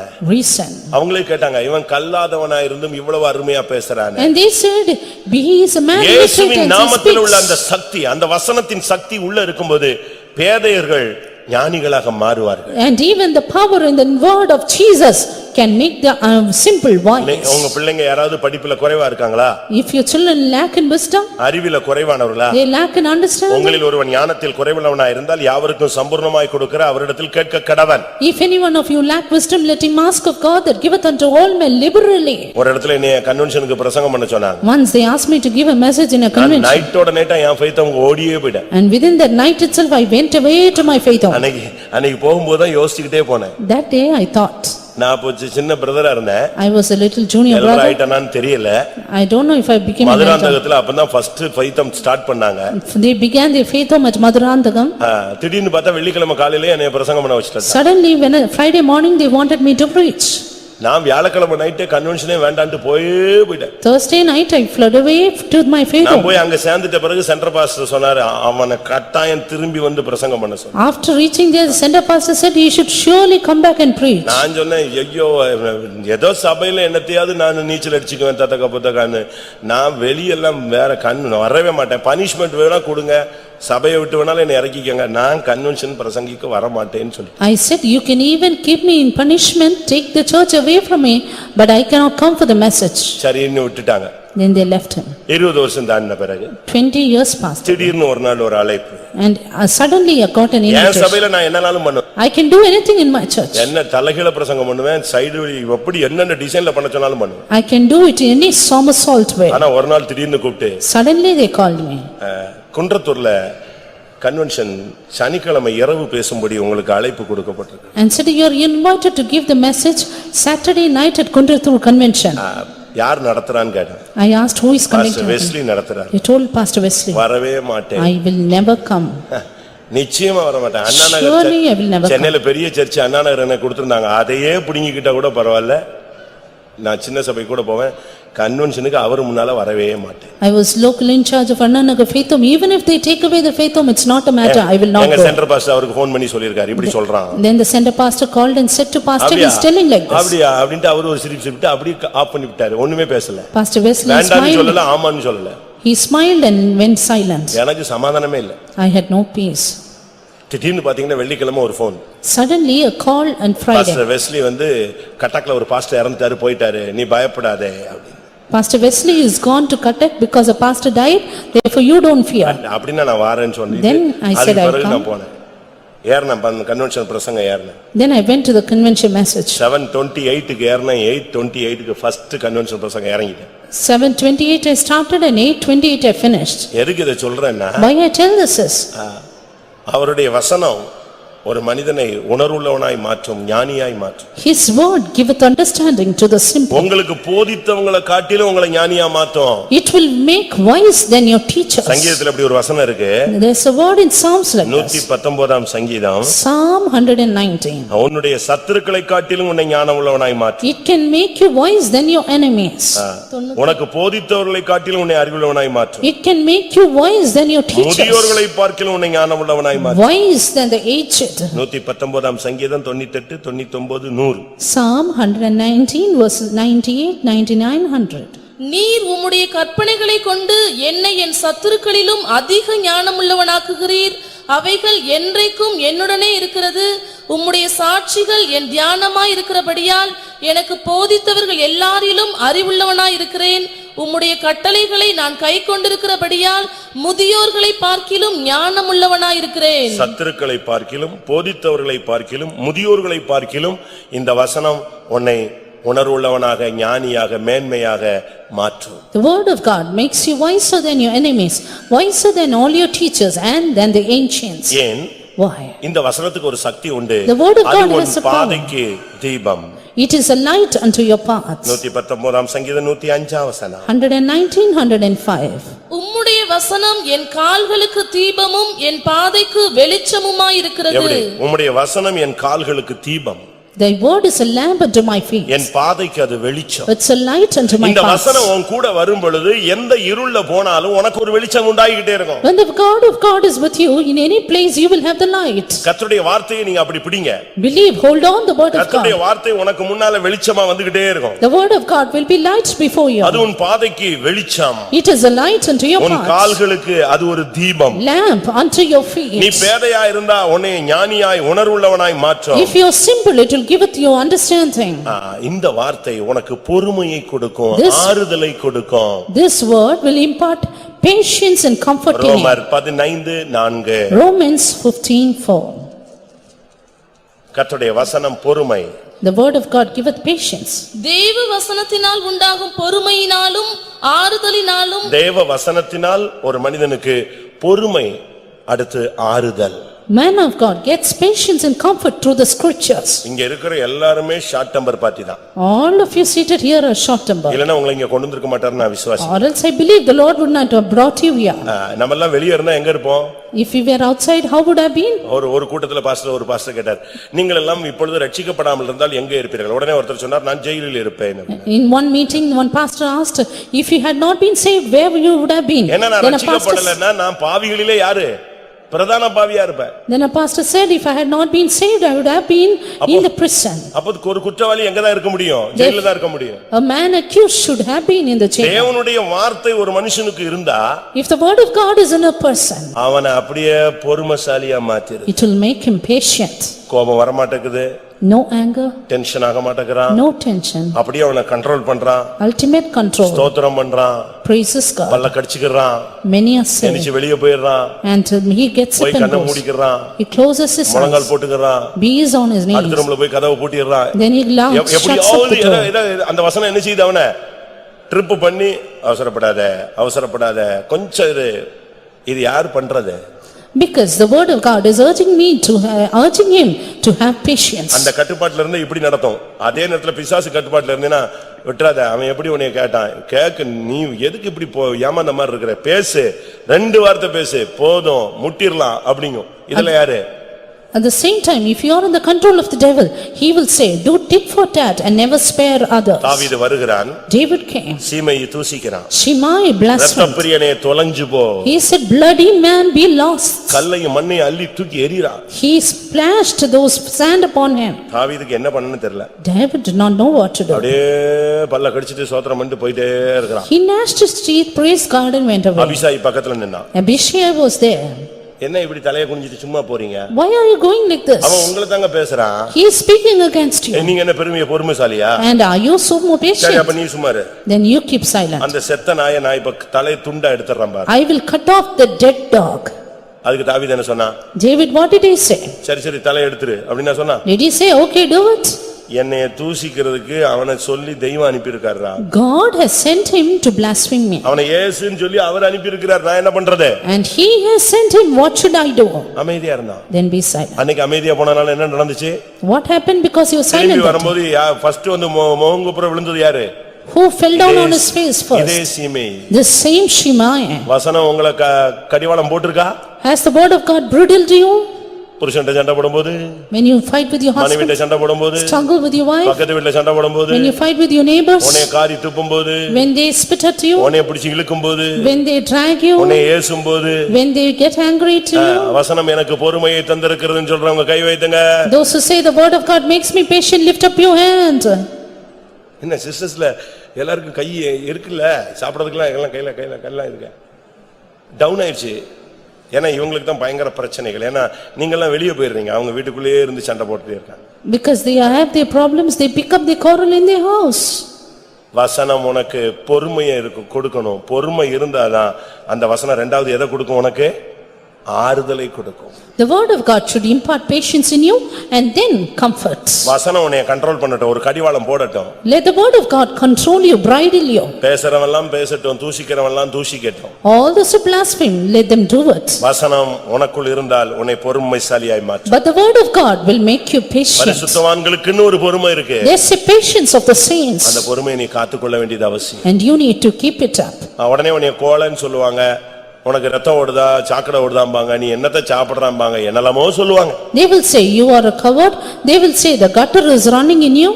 நான் ரட்சிக்கப்பட்ட புதுசுல, when I was newly saved, அப்பலாம் +2, I was in +2, அந்த டயத்துல எங்க அண்ணனை வெட்டிட்டாங்க. and they cut off my brother. ஒரு ஹோட்டல்ல தூத்துக்குடி பஸ் ஸ்டாண்டுக்குள்ள வச்சு வெட்டிட்டாங்க. They slew him in a hotel in Thoothukudi bus stand. எப்படியோ தப்பிட்டாரு. Somehow he escaped. நைட் 12 மணிக்கு எங்க கதவை தட்டி சொல்றாங்க, இப்படி அண்ணனை வெட்டிட்டாங்க. Night 12 o'clock they informed me the message, my brother was slain. நானும் எங்க அம்மாவும் போறோம், ஜிஹெச்சுக்கு போறோம். I and my mother went to GH. எங்க அண்ணன் ஆபரேஷன் தியேட்டர்ல இருந்து வெளியே வர்றாரு. My brother was coming, brother's body was brought out of the operation theater. அவ்வளவு தையல் போட்டிருக்கு, அவ்வளவு வெட்டு வாங்கி இருக்கிறாரு, ஒரு 40 இடத்துல வெட்டு, அப்படியே எந்திரிச்சு வெளியே வர்றாரு அவரு. நானும் எங்க அம்மாவும் பார்த்தோம். In 40 places he was cut, so much injuries, and I and my mother saw it. எங்க அம்மா ஏன்டா இப்படி எல்லாம் பண்ற அப்படினா, He said, my mother said, why are you doing சரி this? நடந்து போச்சு விடுங்க அப்படின்ட்டு போறேன். All that has happened is gone. அடுத்த நாள் அவருக்கு எல்லா ட்ரீட்மெண்ட்லாம் எல்லாம் ஏற்பாடு பண்ணிட்டு நானு காலையில எழுந்திருச்சு ஸ்கூலுக்கு போய் விட்டேன். The next day I went up to school in the morning. காலையில தான் எங்க பெரிய அண்ணனுக்கு தெரியும். My elder brother knew it then in the our morning. ஒரு 15-20 பேரை ஏத்திக்கிட்டு ஒரு 3 கார்ல கத்தி கித்திலாம் போட்டு வெட்டுறதுக்காக சுத்துறாரு தூத்துக்குடி முழுசும். He was roaming அவன் about ஓடியே போட்டாங்க. Tuticorin to slay that murderer, but he had fled away. வந்த உடனே என்னைய தேடினாரு. And then he came to me. எங்க சின்னவன எங்க? Where's that little boy? அவன் ஸ்கூலுக்கு போயிட்டான். He's gone to school. நைட்டே வெட்டிருக்கானுங்க. இவன் நைட்டே வெட்டிருக்க வேண்டாமா? And should he not cut him that night itself? அவனுக்கு என்ன ரத்தம் ஓடுதா சாக்கடை ஓடுதான்னு தெரியலையே. I don't know if gutter is running instead of blood. எப்படி ஸ்கூலுக்கு போலாம்? How can he go to school? நைட்டே அவனுங்க தப்பிருக்க மாட்டானே. இவன் துணிஞ்சு போயிருந்தானா எத்தனை பேரை வெட்டிருக்கலாம். The man would not have escaped that night. He could have slain many others. என் மண்டையில அது ஓடவே இல்ல. இப்போ கூட ஓடிடுமோன்னு தெரியல. அப்போ ஓடவே இல்ல. That did not run in my mind at all. அப்போ சுத்தமா நான் அப்படியே பைபிளும் கையுமா சுத்திக்கிட்டு இருந்த time. At that time I was just moving about with the Bible. வசனம் உனக்குள்ள இருந்தா உன்னை கண்ட்ரோல் பண்ணும். If the word of God is in you, it will control you. பண்ணுதா? Yes, it's. பண்ணலன்னா வசனம் உனக்குள்ள வேலை செய்யலன்னு அர்த்தம். Else the word of God is not working in you. வசனத்தை வீட்ல எல்லாம் ரொம்ப எழுதி போட்டுருக்கீங்க, நல்லது. You have so many verse boards in your கீர்த்தியும் houses. புகழ்ச்சியுமாய் வைப்பேன். I will make you a praise and a name in the இனிமே எழுதி earth. போடு, வசனம் உனக்கு பொறுமையை கொடுக்கும். And write down, the word of God will give you patience.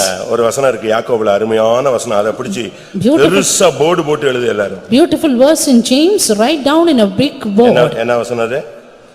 அது உங்களுக்கு பிடிக்குமான்னு தெரியல எனக்கு. 1:19. 1:19. ஆகையால் என் பிரியமான சகோதரரே, யாவரும் கேட்கிறதற்கு தீவிரமாயும் பேசுகிறதற்கு பொறுமையாயும் கோபிக்கிறதற்கு தாமதமாயும் இருக்க கடவர்கள். அதாவது கேட்கிறதுக்கு தீவிரம்னா ஊர் கதையெல்லாம் கேட்கிறதுக்கு தீவிரம் அல்ல. Not swift to hear the worldly things. கர்த்தருடைய வார்த்தையை கேட்கிறதுக்கு தீவிரமாயும். Swift to hear the word of God. அடுத்து பேசுகிறதுக்கு பொறுமையாயிரு. Slow to speak. கோபிக்கிறதுக்கு தாமதமாயிரு. And slow to wrath.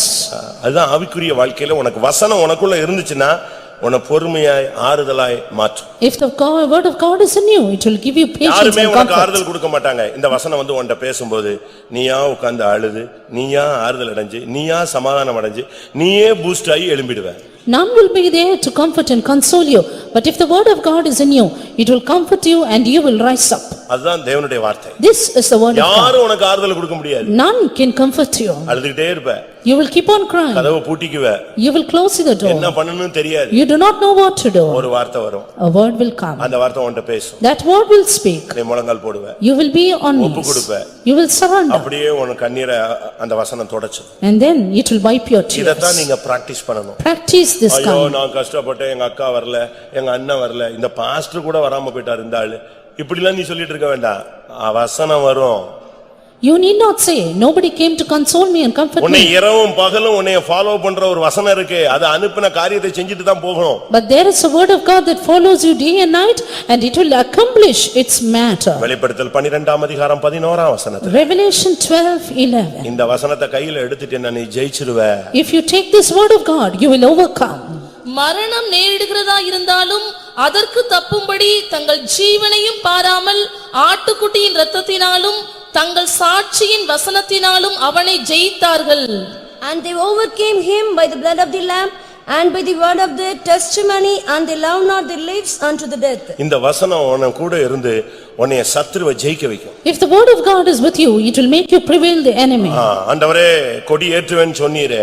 Lord, you said I'll set up the banner. உன் சத்துருக்கு சரிக்கட்டுதலை காண்பாய் என்று சொன்னீரே. You will see me நீ poverting சும்மா your இரு, enemies. நான் உனக்காக யுத்தம் பண்ணுவேன் You சொன்னீரே. said stand still and I will fight for you. சமாதானத்தின் தேவன் சாத்தானை உன் காலின் கீழே நசுக்கி போடுவார் என்று சொன்னீரே. And you said the God of peace shall bruise Satan under your feet. மோசே இப்படியே சொல்லித்தான் சொன்னீரேன்னு சொல்லியே ஆண்டவரை இழுத்து கொண்டு வந்து ஜெயிச்சிட்டான். Moses all the time brought down the Lord saying, "You said like this and you prevailed." உனக்கு சொன்ன வார்த்தைகள் எல்லாம் வெயிட்டிங்ல இருக்கு. All the words that God said to இந்த you is வசனத்தை waiting. வச்சு நீ ஜெயிக்கலாம். And you can prevail by this பிசாசை word. ஜெயிக்கலாம். You can overcome Satan. செய்வினையை You ஜெயிக்கலாம். can overcome sorcery. பாவத்தை You ஜெயிக்கலாம். can overcome sin. மாம்சத்தை You ஜெயிக்கலாம். can overcome flesh. உலகத்தை You can ஜெயிக்கலாம். overcome the world. உலகத்தில் இருக்கிறவனில் உனக்குள் இருக்கிறவர் பெரியவர். He that is in you is greater than he that is in the இந்த world. வசனத்தை வச்சு வலு சர்ப்பத்தை நீ ஜெயிக்கலாம். You can prevail the dragon by this அவருடைய word. இரத்தத்தினாலும் சாட்சியின் வசனத்தினாலும் வலு சர்ப்பத்தை அவர்கள் ஜெயித்தார்கள். And they overcame the dragon by the blood of the lamb and by the word of their testimony. இயேசுட்ட வந்து பிசாசு வசனம் பேசுறான். Jesus, the devil came and spoke the word to இயேசு Jesus. என்ன சொன்னாரு? What did Jesus say? அடுத்த ஒரு வசனத்தை அடிச்சாரு. He told the next word. இவன் வசனத்தை வச்சே பேசினா அவர் வசனத்தை வச்சே அவன் தலையில அடிச்சாரு. The devil spoke with the word and he smote by the இந்த word. வசனத்தை நீங்க கரெக்டா பிடிச்சுக்கிட்டீங்கன்னா If you hold on to the word of ஜீவ God, வசனத்தை பிடித்துக்கொண்டு சுடர்களைப் போல நீங்கள் பிரகாசிக்கலாம். you can shine forth as lights holding on to the word of பிலிப்பியர்ல life. சொல்லி இருக்கிறது. Said in ஜீவ Philippians, வசனத்தை பிடித்துக்கொண்டு சுடர்களைப் போல பிரகாசிக்கிற நீங்கள் ye who shine forth as lights holding forth to the word of life, வசனத்துல நில்லு. stand on the word of God. வசனத்துல ஸ்டாண்ட் பண்ணி பாரு. உன்னை ஒருவனும் அசைக்க முடியாது. Then nobody can shake you. வசனத்தை நீ பிடித்தால் நீ ஜெயிப்பாய். If you hold the word, you will prevail. ஏன்னா அது ஒரு பட்டயம். Because that's a sword. வசனம் ஒரு பட்டயம். Word of God is a sword. எபேசியர் 6 அதிகாரம் 17 வசனத்துல வசனமாகிய பட்டத்தை ஆவியின் பட்டயத்தை எடுத்துக்கொள்ளுங்கள். Ephesians 6:17 we see, take on the sword which is the word of God. தேவ வசனமாகிய ஆவியின் பட்டயம். The word of God which is the sword of the spirit. எல்லாவற்றுக்கும் மேலாக Above all, இந்த வசனம் this word உனக்கு உலகத்துல எல்லா பகுதிக்கும் உதவி செய்யும். will help you in all aspects of the earth. சத்துருவை ஜெயிக்க வைக்கும். To overcome the enemy, உன்னை பேதையா இருந்தா உன்னை உணர்வுள்ளவனாய் ஞானியாய் மாற்றும். giveth understanding to the simple, உனக்கு பொறுமை உண்டாக்கும். giveth you patience, ஆறுதல் கொடுக்கும். gives you comfort, உன் பாதைக்கு வெளிச்சம் தரும். gives light to your உன்னை path, குணமாக்கும். heals you, உன்னை அழிவிலிருந்து தப்புவிக்கும். makes you escape உன்னை destruction, புடமிட்டு உருவாக்கும். will try and refine உன்னை you, எந்த சூழ்நிலையும் தாங்கி பிடிக்கும். will may uphold you at உன் all ஆத்துமாவை times, ரட்சிக்கும். will save your உன்னை soul, முதற்பலனாய் மாற்றும். will make you first fruits. எல்லாவற்றுக்கும் மேலாக Above all, யோவான் 17:17 படி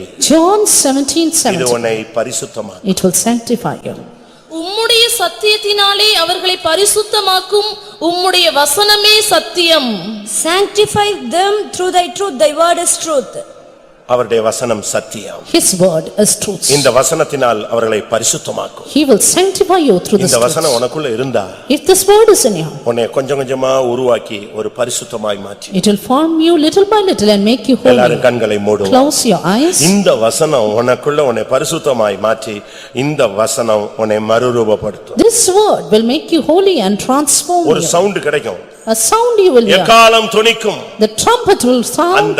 அந்த சவுண்ட் கேட்ட உடனே Then அப்படியே நீ மறுரூபமாயிடு. Then you will be transformed. அப்படி விசுவாசிக்கிற எல்லாரும் கண்களை மூடி முழங்கால் படி. All those who believe, close your eyes, be on இந்த your knees. வசனத்துக்கு என்னை தலையை வணங்குகிறேன். Lord, I bow down before this verse. இந்த வசனத்துக்கு என்னை ஒப்பு கொடுக்கிறேன். Lord, I surrender. என்னுடைய வெளிச்சத்தை என்னுடைய பாதையில வெளிச்சத்தை உண்டாக்குகிற வசனத்திலே நான் ஓட விரும்புகிறேன். I want to run through thy word which is a light to my path. எத்தனை பேருக்கு இந்த வசனம் தேவை? How many decide this word? அது அனுப்பின காரியம் வாய்க்கும்படியாகும். This word that it may prosper the thing for which it sent. அதுக்காக நீ காத்திருந்தால் அது உனக்காக கிரியை செய்யும். If you wait for it, it will work for you. ஆண்டவரே என்னை புடமிடட்டும், என்னை உருவாக்கட்டும், எப்படி ஆயினும் நான் பரிசுத்தமாக வேண்டும். இந்த வசனம் எனக்குள்ள ஆளுகை செய்யட்டும் சொல்றவங்க போடுங்க, கண்களை மூடி முழங்கால் போடுங்க. ஒண்ணும் தப்பு இல்ல, பாவம் இல்ல.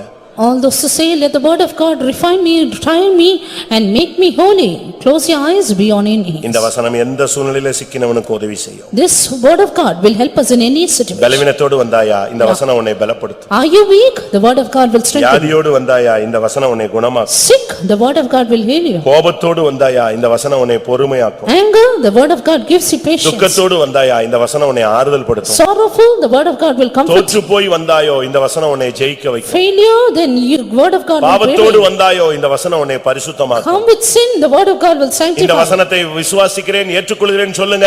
இந்த வசனத்தின் வல்லமை இப்பொழுது நம்முடைய மத்தியிலே இறங்கட்டும். All those who say, I believe and accept the word of God, let the power in the word descend right now. வார்த்தையினால் உன்னை குணமாக்க விரும்புகிறார். He wants to heal by the word. வசனத்தினால் உன்னை தாங்க He விரும்புகிறார். wants to uphold by the word. வசனத்தினால் உன்னை முதற்பலனாய் மாற்ற He wants விரும்புகிறார். to make you first fruit by the word. ஒரு 2 நிமிஷம் டைம். Just 2 minutes. அந்த வசனத்தின் சக்தி உனக்குள்ள வரட்டும். Power of the word may come into you. அந்த ஜீவன் உனக்குள்ள Let வரட்டும். the life come into you. அந்த டச்சிங் உனக்குள்ள வரட்டும். Let you be have the touch. அது உன்னை தூக்கி எடுக்கட்டும். Let it lift you up. ஆண்டவரே வசனத்தில் உள்ளதான அந்த அபிஷேக வல்லமை இப்பொழுது என்மேல் இறங்கட்டும் சொல்லுங்க. இப்பொழுதே வசனத்தின் சக்தி இறங்கும். Say, Lord, let the anointing of your word descend and the power will send on you.